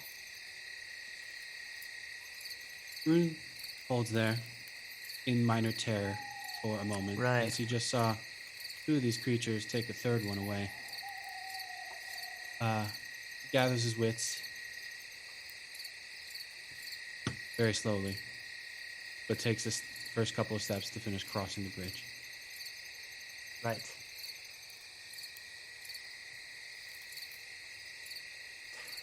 At the first camp, you're not far from where the temple, from where Hunter Gate is and the zip line. You could get there in an hour if you truly wanted, but I think everybody's on mission. Director, what do you do when it's time to rest? I'm kicking it with my elephant friend. Excellent. Yeah, I'm gonna be laughing and talking with this elephant, who's amazing and is definitely gonna be in all my stories from now on. Jeez. We're a pachyderm. Get it? Get it? Oh, that's great. Yeah, you just see, he's just sitting there next to you. You've got a tent built. He says, yeah, I totally agree. I mean, Enzo cool. He must be 60 pounds soaking wet. Ah, he was horrible. Yeah, you could have killed him. I could have killed him. Yeah, that's legit. I could have. Nothing but mercy. Yeah, and that's what I respect about you, honestly. Man, it's a shame we're all gonna die, right? What a fine day to die. I couldn't say it. I'm glad it had to be with you. I'm glad we have this moment. Just you and I. Have some whiskey. Yeah, as he navigates the trunk on the whiskey, which is a terrible idea, by the way. Oh, horrible. This is god-awful. The mood's different for Sailix and Reika. There's only about 4 people at the highest level of respect. And you're 2 of them. Sailix, everything's according to plan for now. But what do you do? He's just kind of sitting at a fire with Will, trying to ease his own mind about seeing Kellen the previous night. Right, of course. Will is pretty silent. He's not much of a talker. Runs the family. Yeah, his hands shake tonight, and he rubs them to calm himself. Looking around, this is a sight you guys have seen before. People marching to war. It's a bit different now. This is your war. Every war you fought up until now was somebody else's, but this belongs to you. I come in with a kettle of hot water and 4 wooden cups with different teas in them, and also the very rare meat that is lightly seasoned and just barely seared for Rika. Yeah. Excellent. But the tea is a chamomile and cinnamon tea, and it's equal parts soothing, but also good for easing your feet because cinnamon is an anti-inflammatory. I also want to say that like Rika would like, you know, she would actually offer to the Akuje like if they need any like spiritual guidance or counseling or whatever, like, you know, I can be the, you know, like basically in so many words being like I can be your druid for you, I guess. You know, as sort of a super awkward attempt to like bridge some of that, so everybody's like has less burdens going into battle. And then the other thing is that like she would sit near Sailix as kind of a way of being supportive without prying into his business, but like kind of that like got your back, man.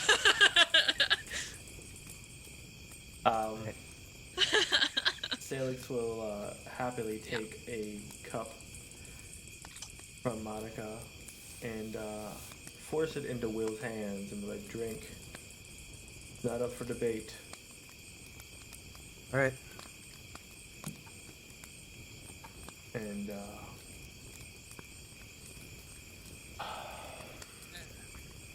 It's different this time. it's different every Stronger. time. No, but it feels different. This isn't about coin. That helps. Yeah, it does. Well, it's about people who have been enslaving other people to serve their ends. And that's something we can't let stand. About saving, stopping them from destroying part of the world and causing lasting harm to everything. It's all connected, and if we can push it back here, everyone that you care about will be able to continue living in peace and whatever way they enjoy their lives.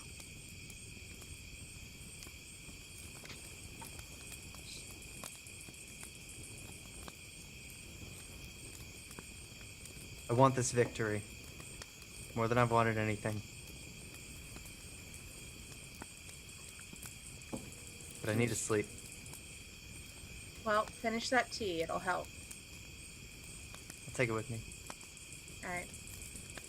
I have Valerian. If you end up having trouble sleeping, just come find me. Thanks. As he's walking Get up. walking to the bed.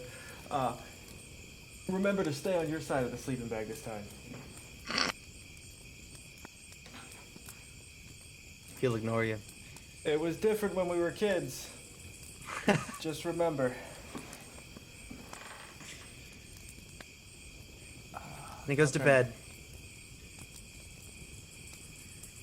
Sailix will turn back to Monica and Reka, gripping his own cup.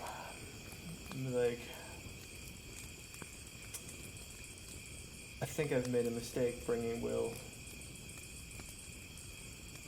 I don't think you did.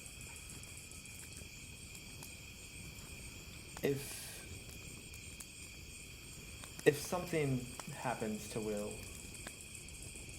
out here, then I don't think there's any coming back for me at that point. I think I understand that better than anybody else. Sailix, you're quite afraid of that, huh? Make a will save for me. Oh. This is your first will save. Yeah, that's my worst one. There's gonna be other will saves. You Are did you excellent. just now getting that, Alex? I wasn't paying attention. Oh, well, you should.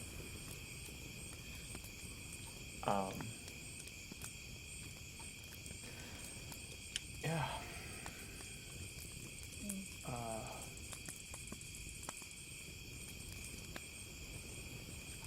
It was me, him, and Kellen for decades. We fought in wars over women, over land, over pieces of paper. But we always came through. And then we came to Breach Hill, and Will asked me if we could stop.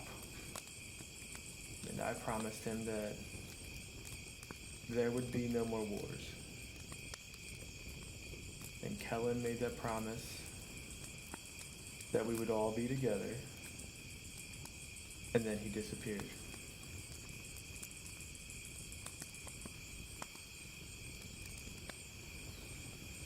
But, yeah. So if anything happens to him, I just might walk right into that fortress by my damn self.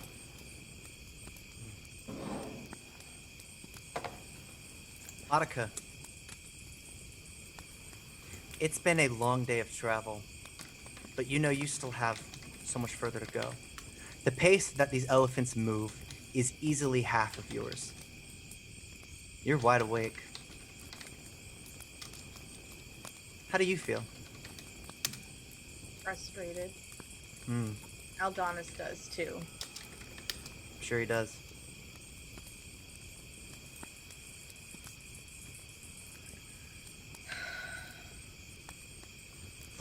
You know you could get there in at least half the time. Yeah. You could travel with, reach the indigo pillar, destroy it, and then break off. Or you could just beeline it. You don't know where Rune went. Rune broke protocol. He left a day early. So rendezvousing might not even add up unless you make extra time. Assuming he's still alive. What do you do?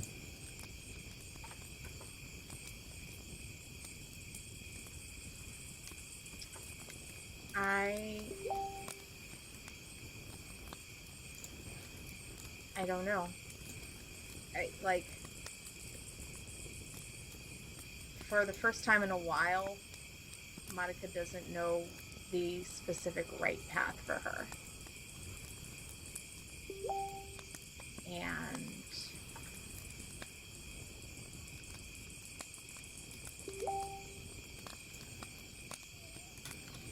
she'll go find Sailix. He's right where you left him. He actually looks probably kind of in a meditative state.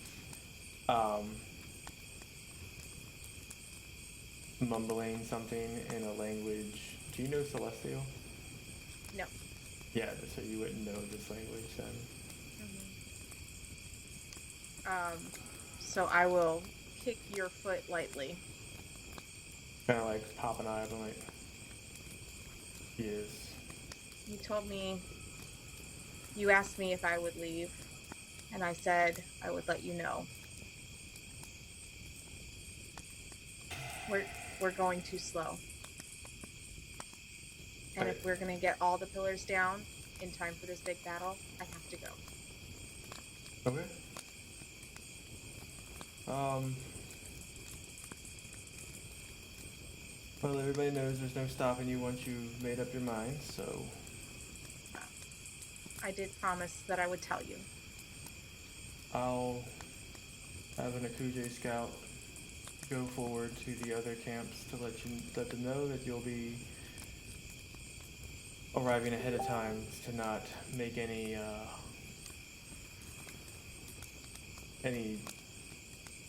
moves towards you. Thank you. Stay alive. Well, now it's my job to keep the four of us alive. Don't do anything stupid, even though this whole plan is stupid. You know, it's kind of part of being, I guess, heroes, right? Gotta do something a little stupid, a little risky to do the heroic things. That's But life, though, right? One stupid decision after the other. I have faith in you, though.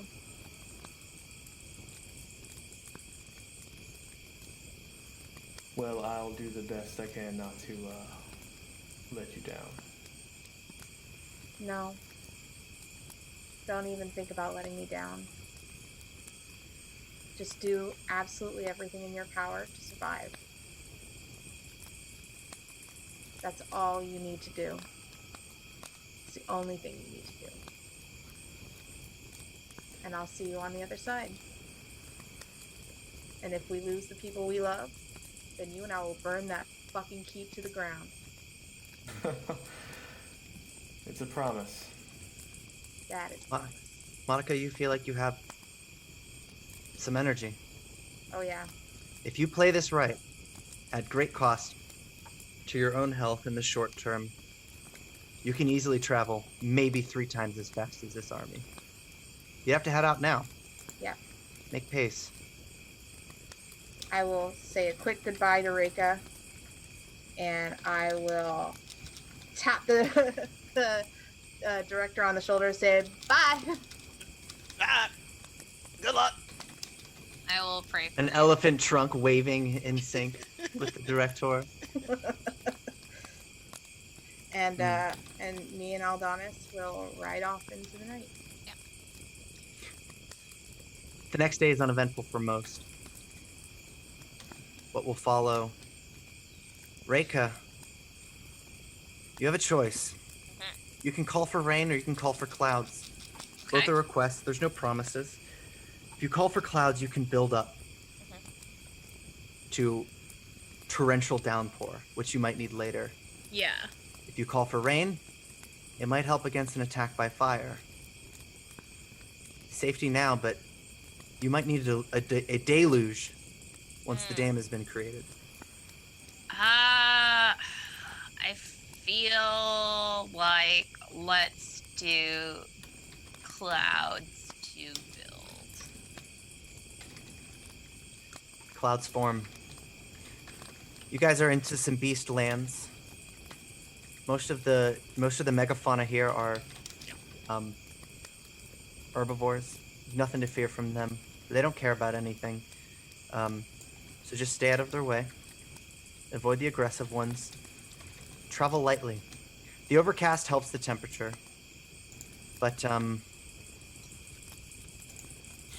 feels odd.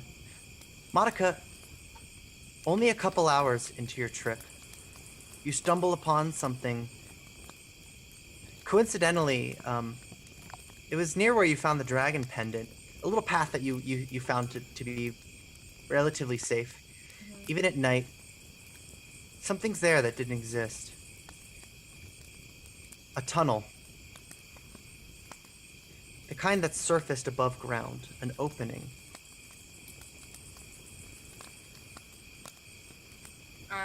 Aldonis will sniff it and see if he can smell anything possibly threatening or territorial. There's nothing.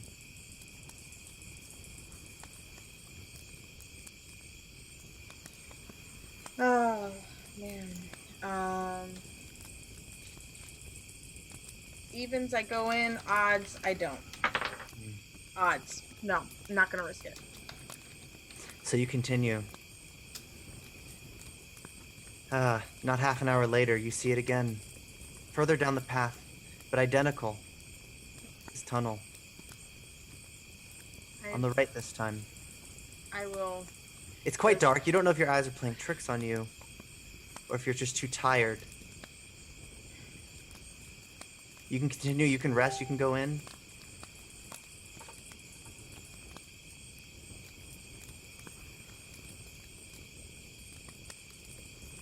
I want to go one more hour. Okay. You lose track of time, though. There's no good way to measure it. You can't tell if it's been 5 minutes or 2 hours. As you march on, you see it again. This time, not to the right or the left of your path, directly in front. Fine, I get it. I'll go in the frickin' tunnel. I say that out loud. You descend. As you do, Aldonis goes with you, I imagine. Of course. Yeah, I'm on his back, so. That feeling of exhaustion, that tiredness, slowly lifts. The tunnel has a faint red glow to it. As you come deeper and deeper, you feel a warmth, not from the jungle humidity. Almost like warmth from a fire. Or the feeling of cutting open a large animal. That internal warmth. These weren't here, and these don't make sense. But it's Aldonis, embracing are you doing this? Is this one of your cool new powers from Lamashtu? What's going on? Things start to get strange for you. So, clouds are called. Party travels forth. Sailix, do you have anything on this day? Traveling? Just looking out for the second fortress. Pretty much. Right. Trying to keep it at a pace like that keeps everybody progressing forward as quickly as possible without tiring anybody out, because like in his experience, like marching armies, if you march them too hard and they get where they're going and they're exhausted, they won't be any good to anybody. Right. So he wants to make sure that it's they're moving, but not becoming over encumbersome. Well, for a pessimist, this is a bit of a strange encounter. Things are going well. You're deep in the Beastlands. The Akuje told you that they never bother you. The megafauna, they like to roar. Most of its mating calls. They don't bug anybody. The ones that did, they've always gone extinct soon after. So as the dinosaurs pass overhead, you let them.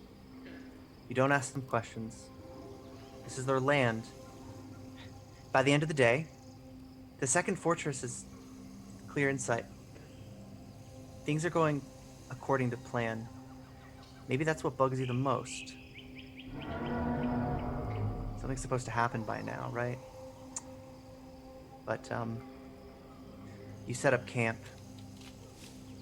Rune, you arrive at the Green Dragon Pillar. You're on a small cliff. You and the kobolds, you're undetected. About 200 feet away stands the pillar. Torches about. Various of these Cinderclaw cultists, the kobolds call them chars.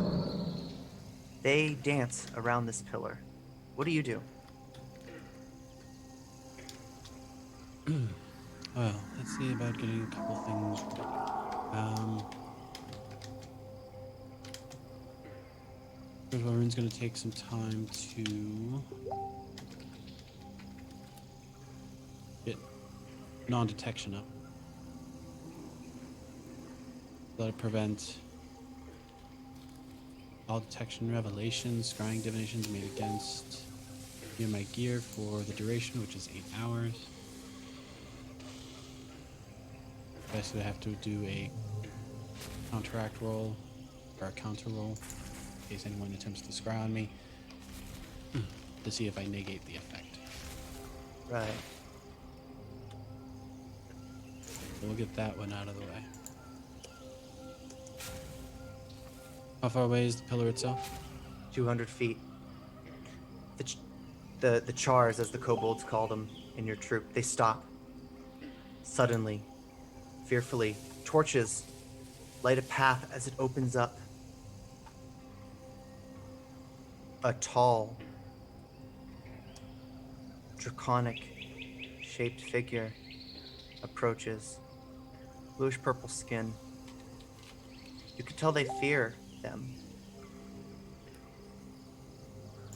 They walk closer to these cultists. Do you do anything?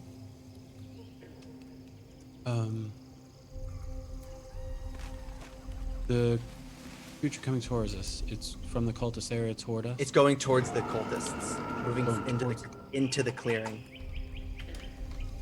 I'm going to let the spit play out. Well, I asked the kobolds, what is that? Hazel, the alchemist, gets close to your ear so she can whisper. She says, "That's their leader.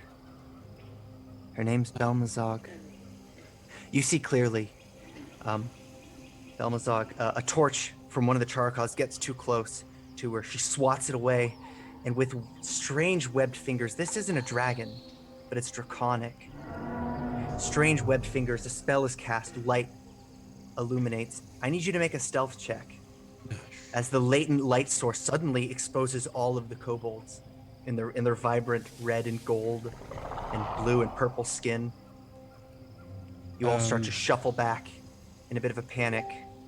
Is it would it be possible to, I don't know how quickly this could happen, drop the invisibility sphere? You can do it. Yeah, we'll do that. Excellent. She approaches. Which one of you are responsible for the black pillar? Head sink. These cinder claws, they look ashamed. How is it now that we've only heard of this 3 days ago? Oh, it was you, wasn't it, little pup? She picks up one of the boggards.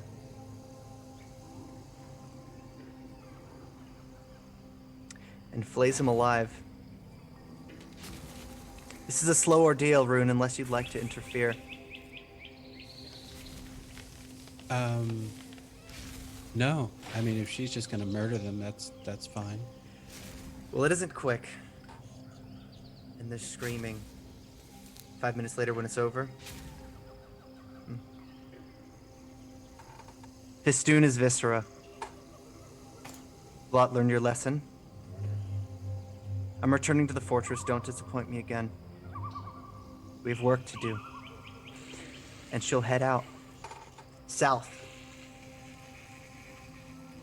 We're going to give her enough time to just move along. While waiting,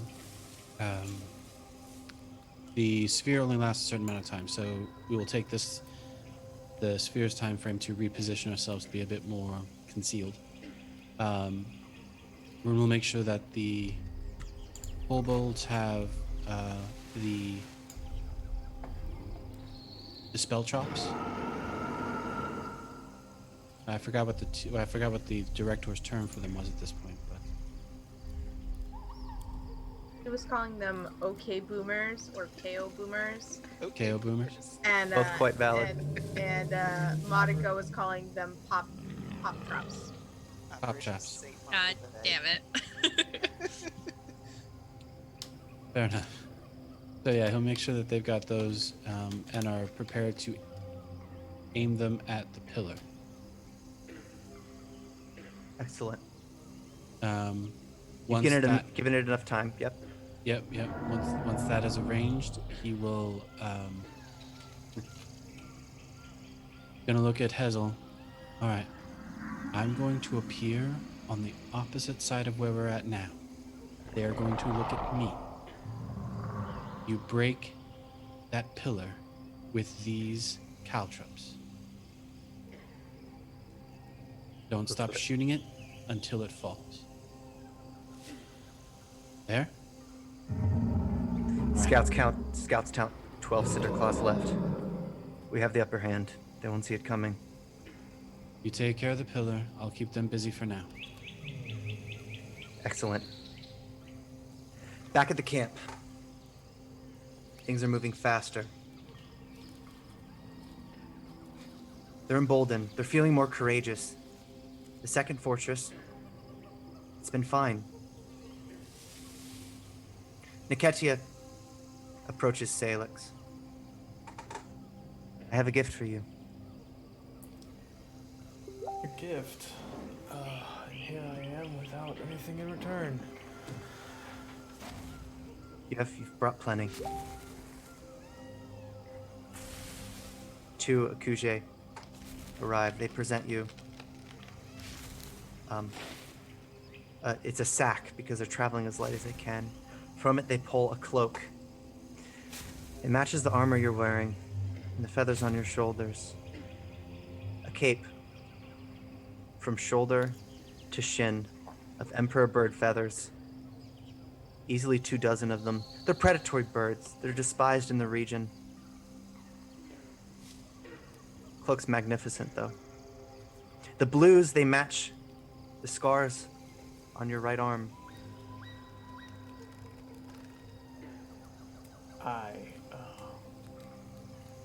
Thank you. I am humbled by your generosity.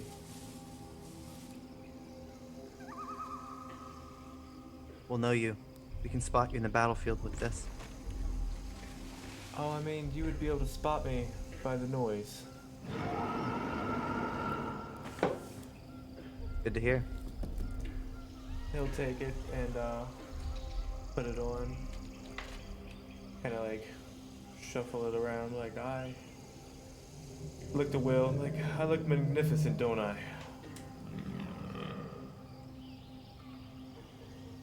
Oh, brother. Right.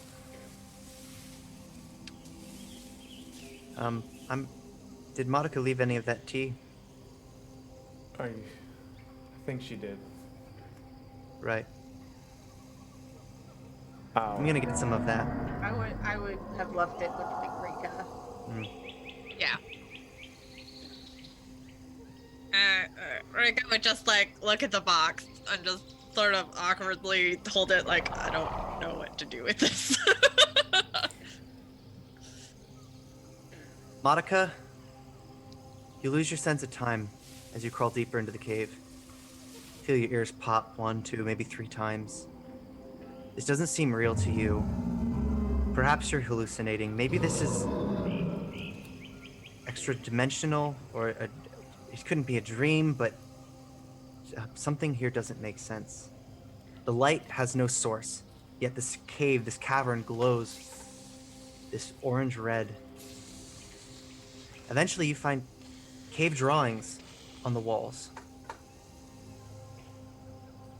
depicting beasts, battles, exterminations, slaughters, things lost to history. Primitive stuff. Jackals, the 3-eyed beasts. Can't tell how long you've been traveling. Suddenly the cavern, which is usually just a worm-shaped, winding path, you don't know how long you've been here. It opens up to a sphere, still roughly. It looks like a hand-carved tunnel, but a pristine altar in the center, inscribed with a symbol of the 3-eyed jackal.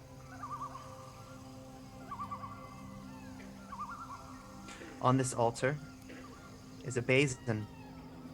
What for you don't know, but resting in it, wobbling slightly, as if it had just been touched. From tip to the rounded hilt. It's a dagger with a thin point. What do you do? I want to look around and see if there's like any instructions on the altar on the walls, just in case. Well, some Because of the cave drawings depict yeah, 2 eyes and a streak of blood. It's dried blood. Aldonis knows this ritual.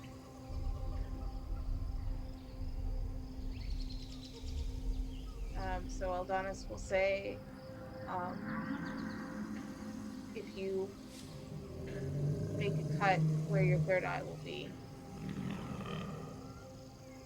it may give you power, like it did for me.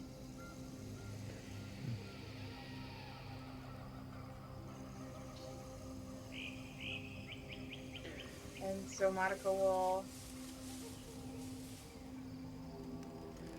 look through my bag and see if there's anything that I can leave as an offering. And come to realize that I have the some scales from a dragon kind that we killed along a while back. Right. And so I will put that on the altar. I will take the dagger and make a cut right in the middle of my forehead and say, all right, Lamashtu, you've been following me most of my life. I guess I'll return the favor.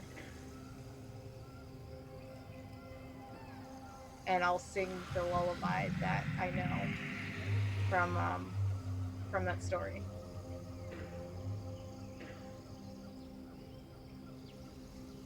Perfect. Rune, you can emerge from the other side of the clearing at the Green Dragon Pillar. Just before emerging, looking at the biggest cluster of the group, and he will center a 5-foot burst of sleep to knock as many of them out for the initial. Perfect. Saves for that? Yes. It is likely we'll save, but yeah, we'll save.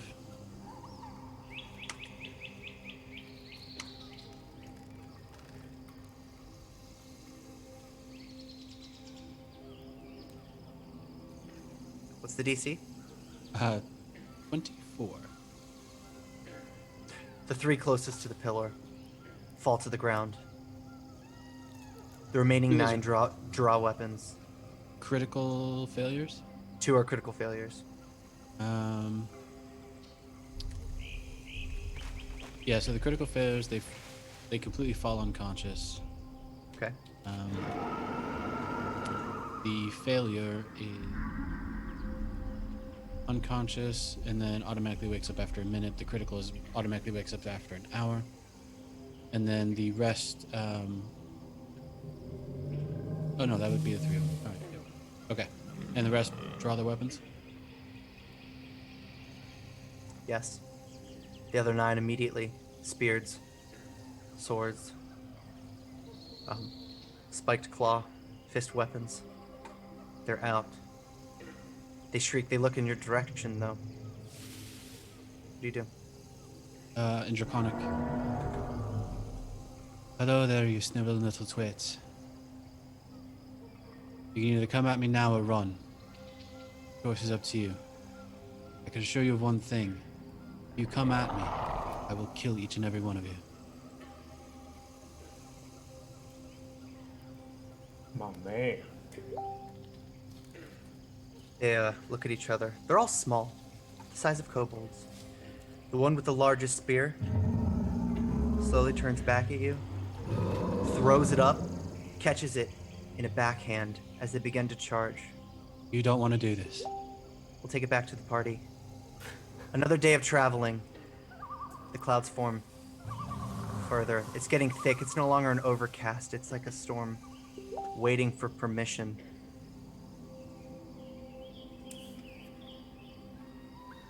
What else do you do, guys? Anything you want to do on this trip? So Sailix has been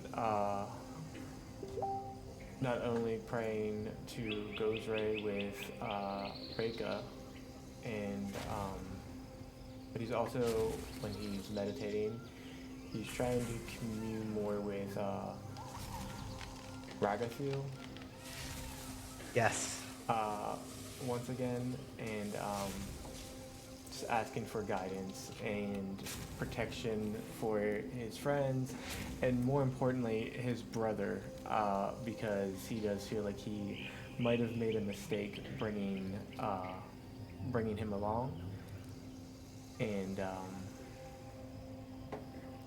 but no, that's like just what he does in his downtime, and other than that, he's overtly paranoid about the camp and everything going to plan so far.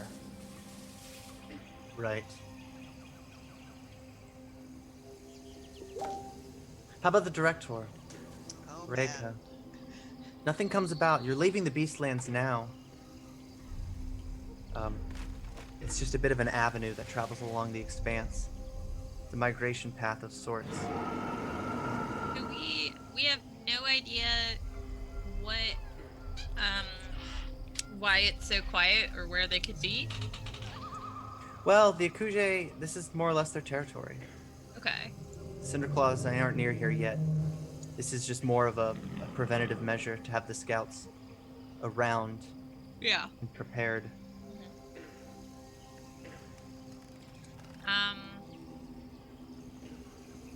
As you approach early evening, you do notice something's wrong. Where the third fortress is, instead, a small pillar of smoke. Off in the distance. The director, you notice it first. It's about a mile away. Pouring up. Flames. Sailix, this did not go according to plan. Sailix will immediately follow them together and tell them that he's heading out to inspect the flames. He's going to head ahead of the army, and they will follow up later. Anyone else coming with? Yeah, I mean, I would ensure like the seed is protected, and specifically like tasking, I don't know, a couple of Kuche to be like, okay, I don't have to tell you this, but like this, your lives. Like If you leave Reika, I think the director is going to be the only one still there, because Monica and so yeah. the director is being left with an army. What could go wrong? Exactly. I'm just going to leave that on the Yeah. table. That reminds you guys that if you both leave, the director will be the last PC of this army. Yeah, I just feel like Guys. I would not ideally let Sailix run into a fire. I'm fine with that. him. No, he's fine. He's great. He'll be fine. He's trained for this. Like I, with where things have gone and stuff, I don't think that is a thing that she would do. Okay, guys, low key though, I'm not a fighter, nor am I a general. I might be able to play one, but not really. I mean, we'll come back. I'm just saying. Sailix will literally look at the director and be like, stick to the plan. In the morning, What is the plan? Out of character, what is the plan? you just head out and you come to the next stop. Which is? The fire. Oh, the fire. Okay, we're heading in that direction. Okay. And once again, I'd like to reiterate. Yeah. Okay. Got this, go. Whatever. But Go, go, go. we're just going ahead of them. right? Like that's what we're doing on an out of character level, is going to investigate the fire first before the bulk Yeah. of the army. Yeah. Okay. That's the plan, man. Okay. Cool. As you arrive, the tree, which was quite tall, made as a canopy to protect the camp. They were to circle around it as they did the last two. Mhm. It's on the ground. It's been uprooted. It's fallen to the floor. Some of the surrounding terrain is burnt, including this tree. Oh God. A pile of ashes nearby, smoldering. The smell of burnt flesh. And not very fresh either. You can inspect it if you'd like. Is there anything still on fire? No. Okay. Seems to have been put out.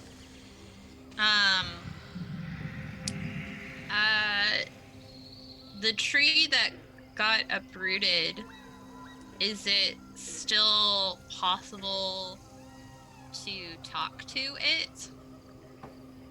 Because I would, if it is, like, if it's hanging on, I would like to give it, like, a last rites kind of thing.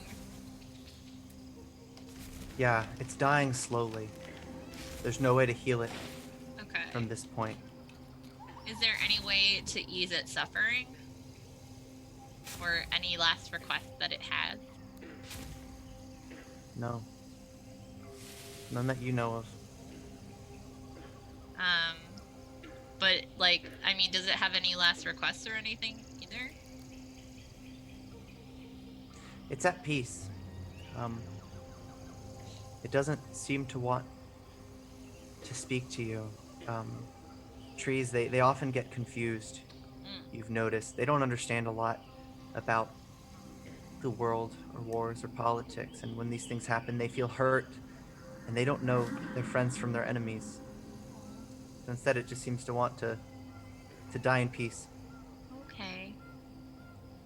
Aw, that's really sad. Sailix, you're focused on the pile of bodies. Akuje. Maybe they were thrown from the trees, maybe they're picked off. They're ash now.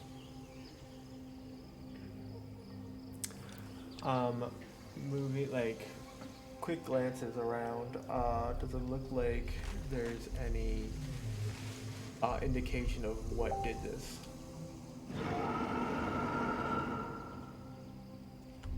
No.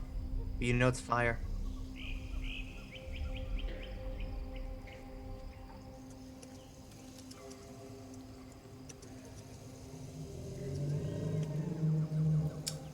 How close are we to the last dragon pillar?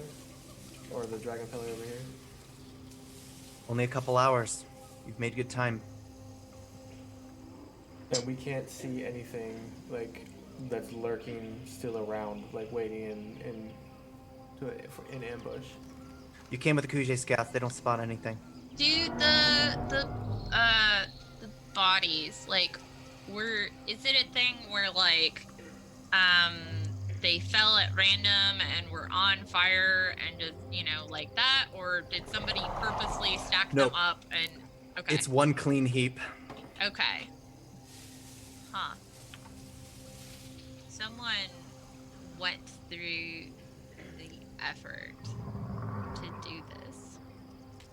To send this message. Felix will look back to her and be like, let's go and take out this last dragon pillar. Me and you, right now. I'll have the scouts go back and tell the army to progress right away, and we'll advance timeline. Very well. Did you want to bring your brother? Did Will come with us? Did. Oh, Some Akuje scouts as well. okay. He'll look to Will and he's like, it's your call, brother. Let's get revenge.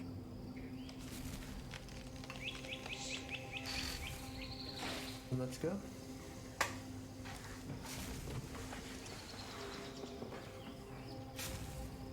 Also, man, you're a dick, Ian. Because I just put 2 and 2 together. So,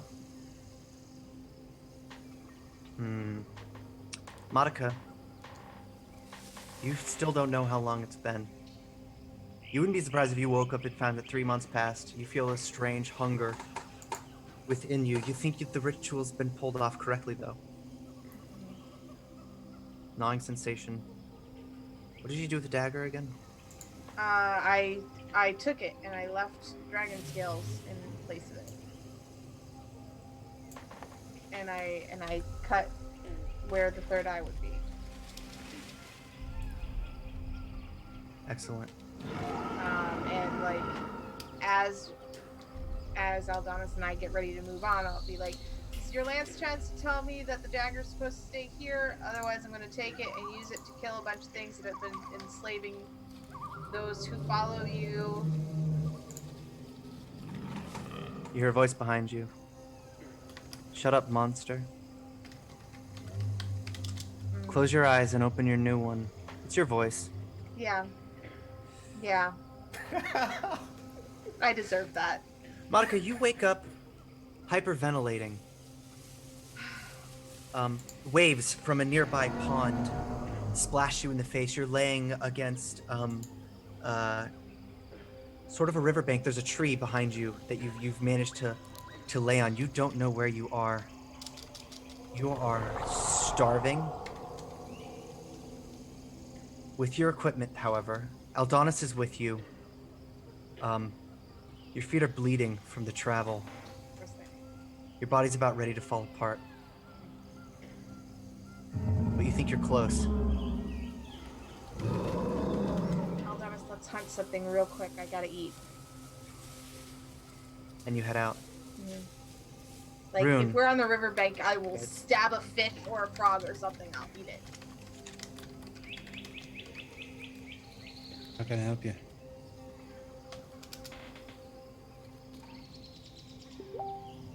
The aftermath of what you did at the Green Dragon Pillar. Your forces outnumbered theirs. They weren't prepared. How do you take care of the rest of them as they begin to flee? For the scene, the floor is streaked with scorched marks, lightning, and battle. The dragon pillar's destroyed. Some of the boggarts try to make a run for it. Rune, with his long strider spell, giving him an extra 10 feet of movement, simply calls out to them, "I'm sorry, you little bastards. You made your choice. I told you I'd kill you all." As he rushes towards them, using shock and grasp, multiple times over if necessary, to essentially fry each and every one of them, one by one. It takes multiple attempts. They run through the first few, but the streaks Use from the electric telekinetic arc. maneuver to pull one towards him, straight into his hand. "Sorry, you little boggart. You're mine now." Just pops his head with electricity. Right off. This is Corpses. the greatest party. A lot of them. The Green Dragon Pillar's destroyed. It wasn't a fair fight, but it doesn't seem like there aren't going to be many of those. He goes up to grab the gem.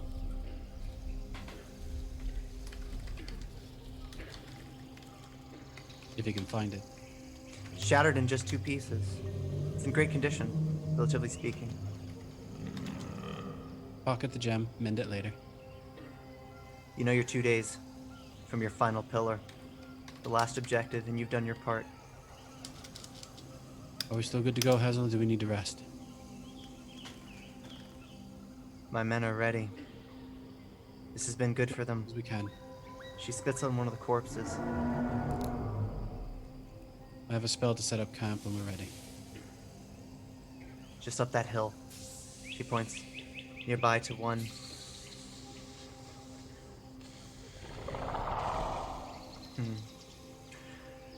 Monica, You feel different. Something you might be a bit disgusted by inside of you, but you eat. Make quick work. Some creature resembles a deer vaguely. It was easy prey. But you're hungry. You're hungrier than you've ever been. You might be too hungry to wait until this thing is cooked. Sure. It's good enough for my baby. It's good enough for me. You and the warg. Yep. Chowing down. I will also add one of the uncooked fruit that I have in my bag, and I'll eat that just, as a little bit of Right. vitamins. But it's mostly meat. Face is covered in blood. It's fine. It's fine. Everything's fine. It's fine. Your It's vision fine. finally comes into focus again. Oh. Before everything was blood red to you. You could hear the heartbeats. Yourself, Aldonis, everything nearby. But now you feel human again. And with that vision, that clarity, you see smoke nearby. It's the pillar. The pillar you've been looking for. You have made strides. You don't know how long it's taken you, but you have traveled far without realizing it.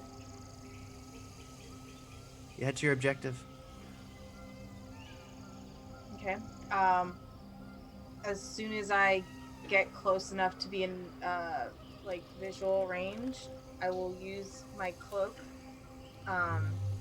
and say thank you, Rune, and hide with it to get as close as possible with my little bag of the anti-magic. I like pop traps, so I'm gonna call them pop traps. And I'll tell Aldonis to back me up if it looks like there's something going to attack me, but don't get close. Because I can only hide myself with this cloak. Right.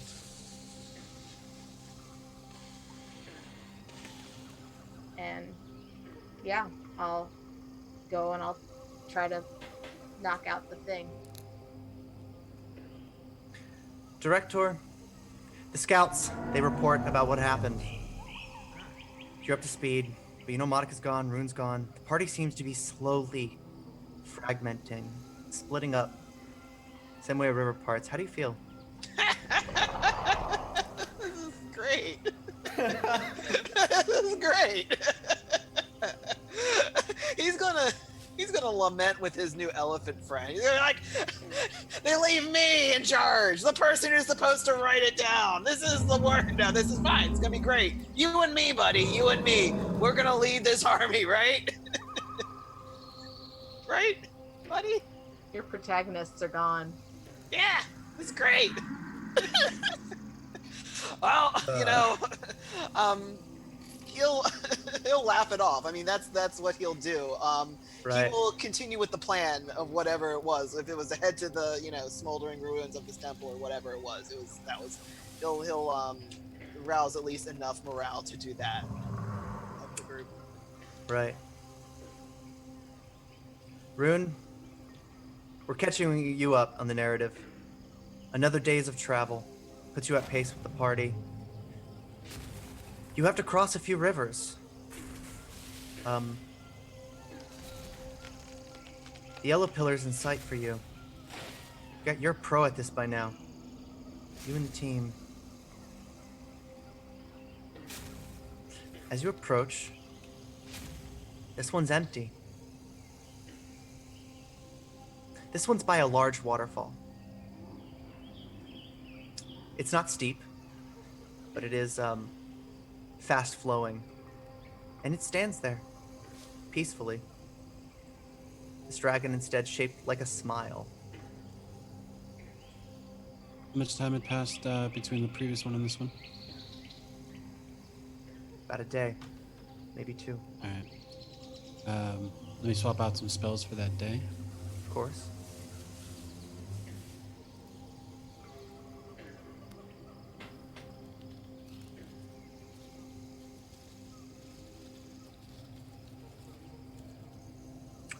Monica, as you approach the blue pillar, I imagine you don't get very close. You see, this Pendergast fellow Oh, that dick. talking to Garsat, That other dick. discussing something. Pendergast leaves though.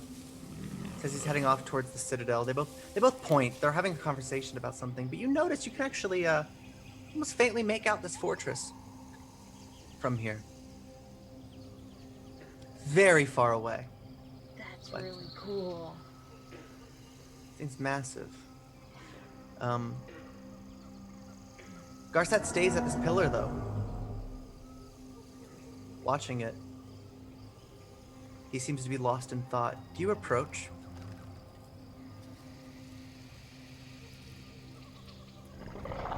No, I stay hidden.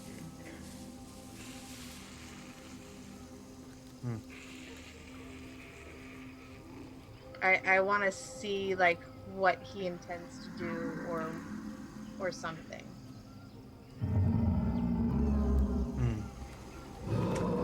Well, back to Rune. As you approach this pillar, or get at an agreeable distance to it, nothing's here. Some corpses, though, you realize. Some in the water, some strewn about. Cinderclaws. They've been killed.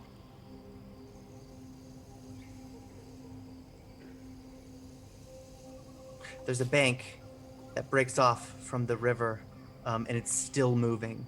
So the waterfall is fast flowing, but there's a stagnant pond nearby. The bodies float in it. It's about dusk. What do you do? So, just to give this new spell a try, casting Hypercognition. A self-targeted spell where I rapidly catalog and collate information relevant to my current situation. I can instantly use up to 6 recall knowledge actions as part of casting this spell.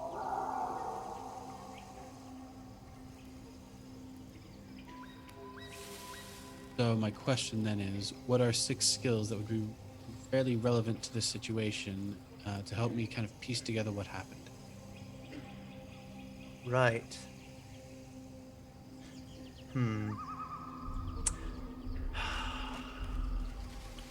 I'll let you pick, All right, fair. based on the context. So we'll start with medicine, just to see maybe how they died. General perception, to get details about the overall scene. Arcana, to determine what the potential effect of the pillar is. And maybe the other 3 will be based off the answers to those. So Arcana for the pillar.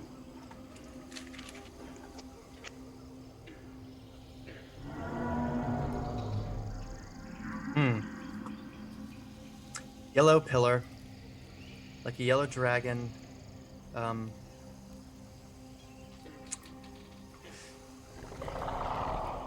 There's well, not quite. This is unusual.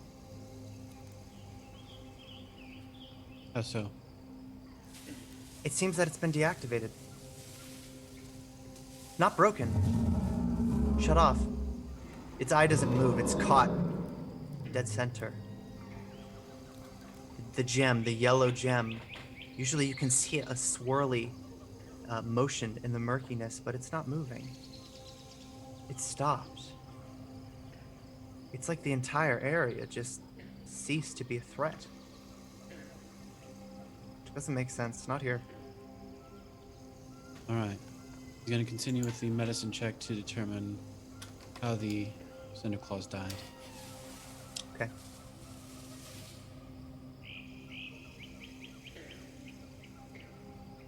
You don't know. Looks like a battle, though. Right. General perceptional to just get more details. They didn't seem prepared. Looked like an ambush.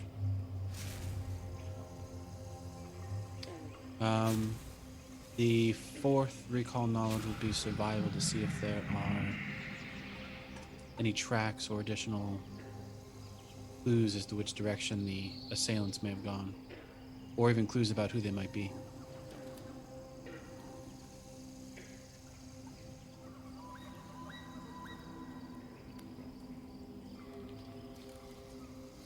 Something came out of the water.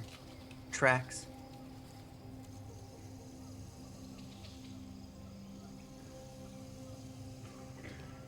A nature lore to determine what those tracks might lead to or be representative of. The fifth recall knowledge.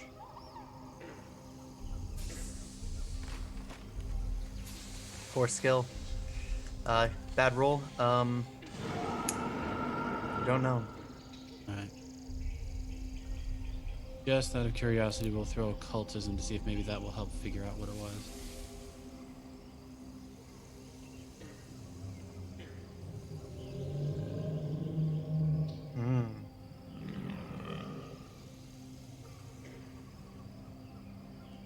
Nope. Alright. But it is strange. How far away is the gem in the pillar? Yeah, you had good cover. About 50 feet. Using reach, he will use Mage Hand to pull the gem to him.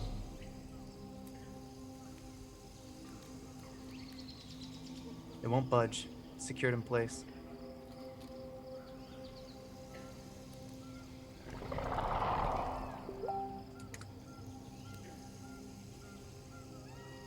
He will cast.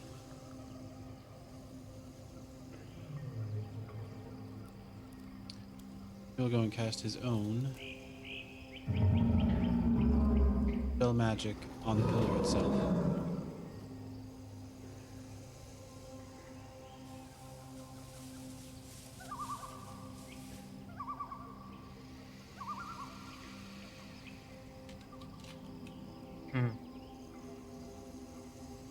Well, it seems to have stopped. It's dispelled. It doesn't break. It stays in good condition, though. Just Hold the fastened gem? in. Yeah.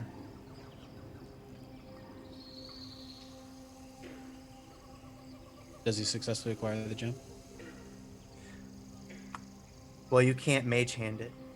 Oh, alright. Merely deactivate it. Unless you were to throw a bomb at it. He will, he'll look at Hazel and the rest of the kobolds. Stay here. If something happens, target that pillar again before you do anything to assist me. Make sense?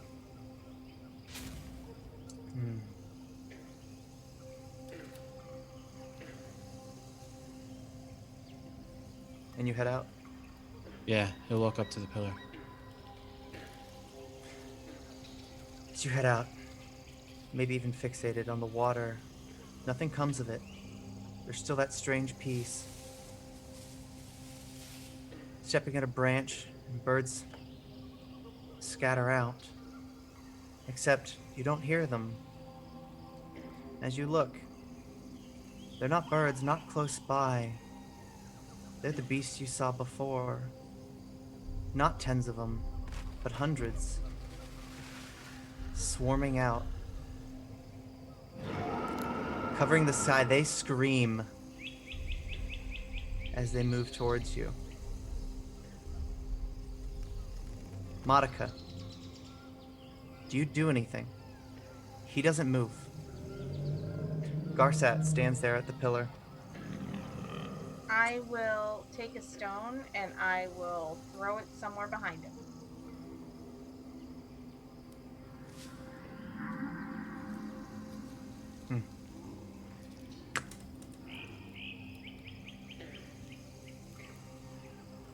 He looks out.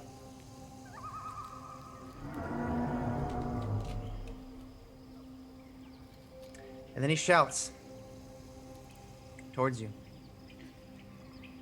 We expected this. And he pulls a bow. With a click of his tongue, the tip of the arrow ignites. Flame coming in molten, dripping off of it. And he looks in your direction. His eyes glowing red. He sees you. I will wait to the very last moment and like run towards him but feint toward the side to try to avoid the thing. Right.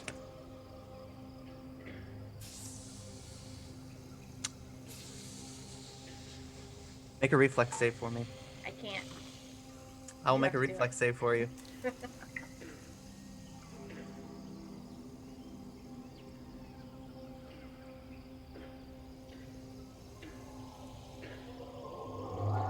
You dodge the arrow. He drops the bow and unsheaths his saber. A similar effect. Flames, lava dripping off of it.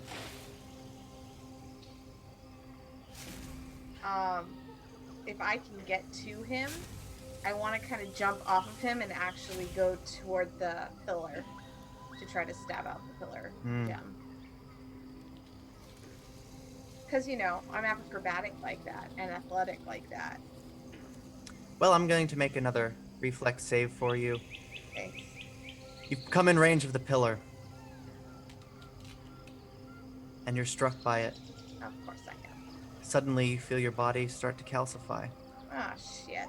forming up from your feet and moving towards your neck. Your vision is fading, and all you see is the saber getting closer to you. I will yell to Aldonis to run. And he puts the saber towards his lips. Hush now. Back to you, Rune. What do you do? You're outnumbered. The kobolds, they start to flee. There's hundreds of them. If you're looking for the Cinderclaw army, this might be it.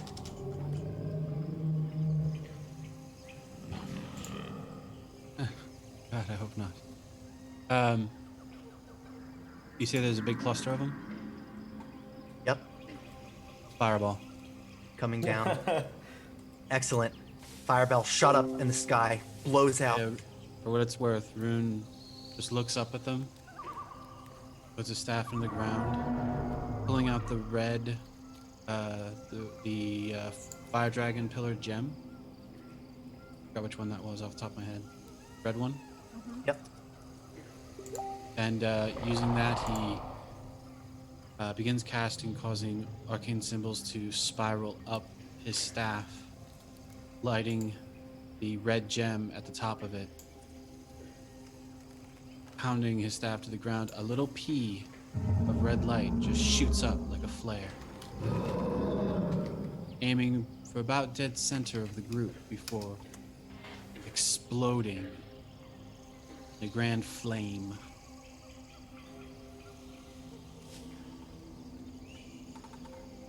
Excellent. Rune, make a reflex save. I must. Something grabs at you from behind. As you're focused, your eyes trained on the sky, worried about the hundreds descending on you. And it's not enough. Magnetically, your hand meets the other, bound instantly with metal you know you couldn't break if you gave it all your might. Your hands are tied, your feet click together the same. As you turn around, a golem of stone behind you. Men in blue, no, elves in blue armor emerge from the water. This golem removes his helmet. A white-haired man, missing an eye. He leans into you. He says, Minotaguro, you're under arrest. Tridents Pardon me? from the elves shoot towards the sky. Dozens of them emerge, and a battle begins. But we'll cut to Sailix and Reika. You arrive. The pillar is where you imagined it to be. but it also looks like it's been modified. Attacked, maybe. It's loose. It's leaning Okay. on the nearby cliff. You're actually quite close to the water now. You can see the river. Can I do Plan on some? damming. Can I do some sort of knowledge check of either religion? Yeah, probably religion to see if just to be sure this isn't, like some sort of awful trap. Like, Yeah, make a perception check. yes, Ian, make a perception check for me. Yes, Ian, make a perception check. I'm making a perception check as well.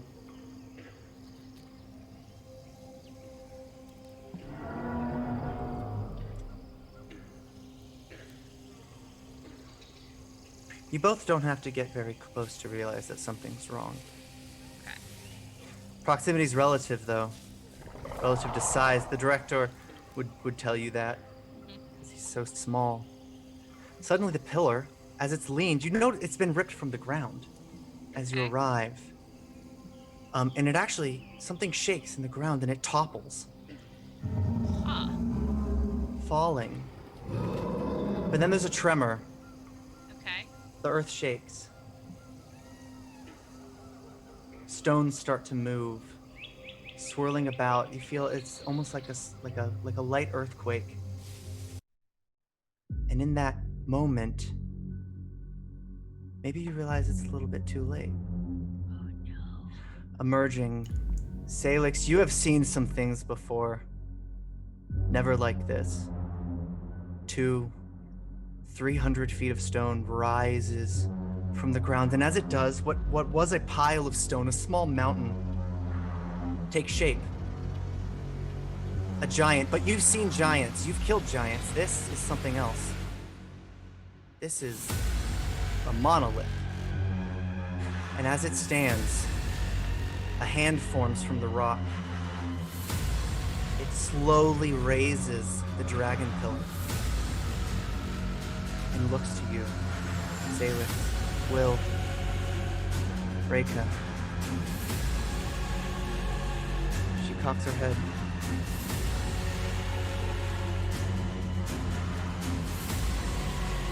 And with her hand, brings it to the gem of the dragon pillar she holds like a club or a staff. It begins to glow at the gem, and as she moves her hand, an arc of electricity forms. And she closes her fist, and you see it charge. You're under the shadow of this thing, entirely outnumbered.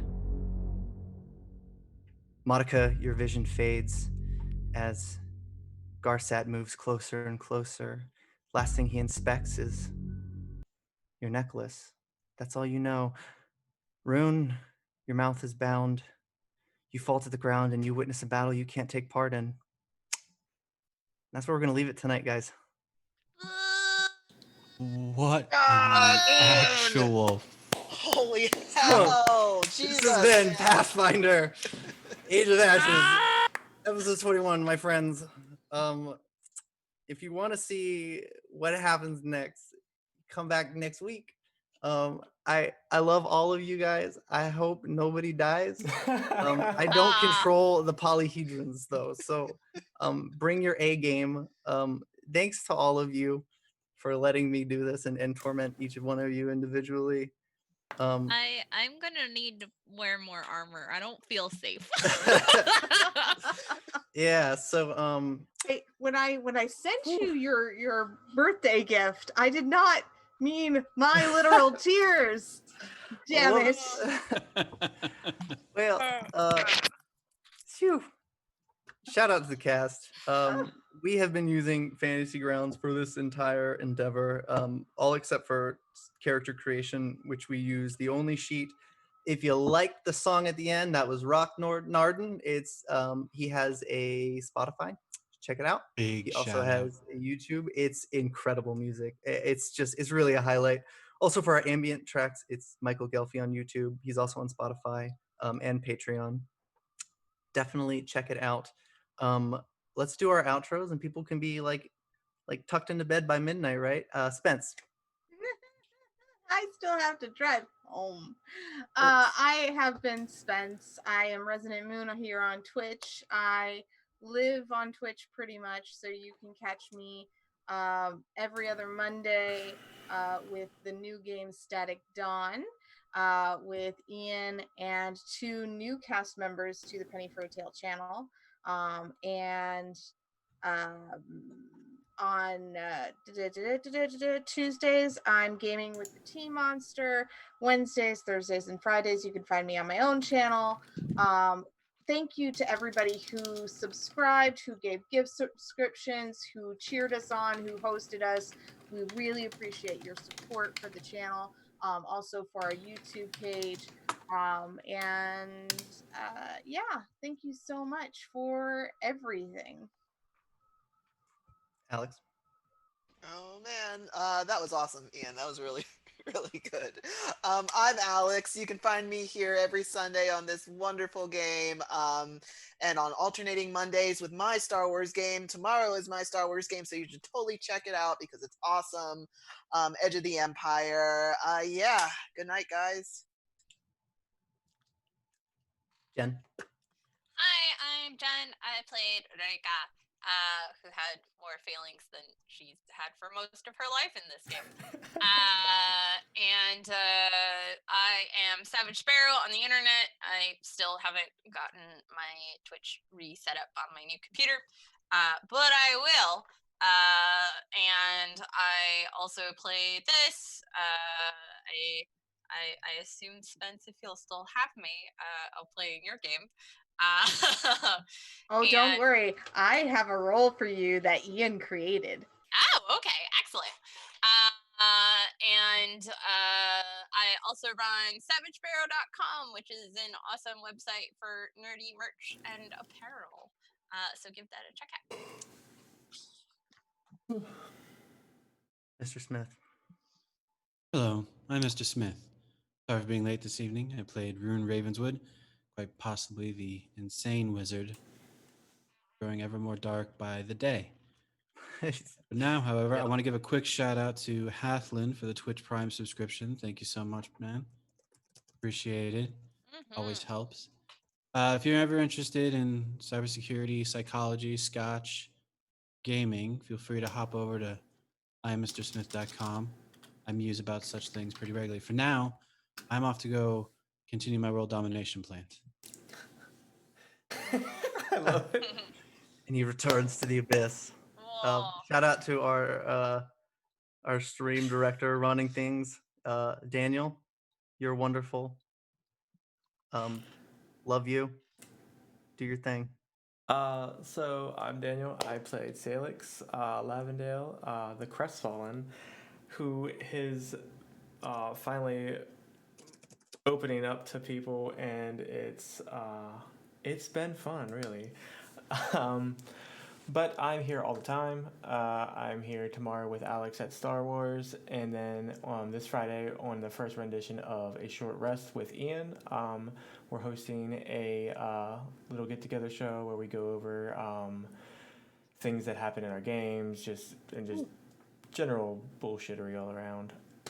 And then every other Friday I play my Scion game, and then of course Sunday sit here with him. Yeah. That's me. Shout out to Hathlin for subscribing. And also, thank you guys for watching. This has been a freaking blast. I'm just wired right now, and I can't wait to write the next session, and I hope nobody dies. Yeah, I'm going to leave it at that. I'm going to get some sleep, and I suggest everybody do the same, unless you're not in a time zone where you need to sleep or don't have that kind of sleeping schedule. You do you. I want you to do you. For sure. You're not my dad. Exactly. Okay, bye. Bye.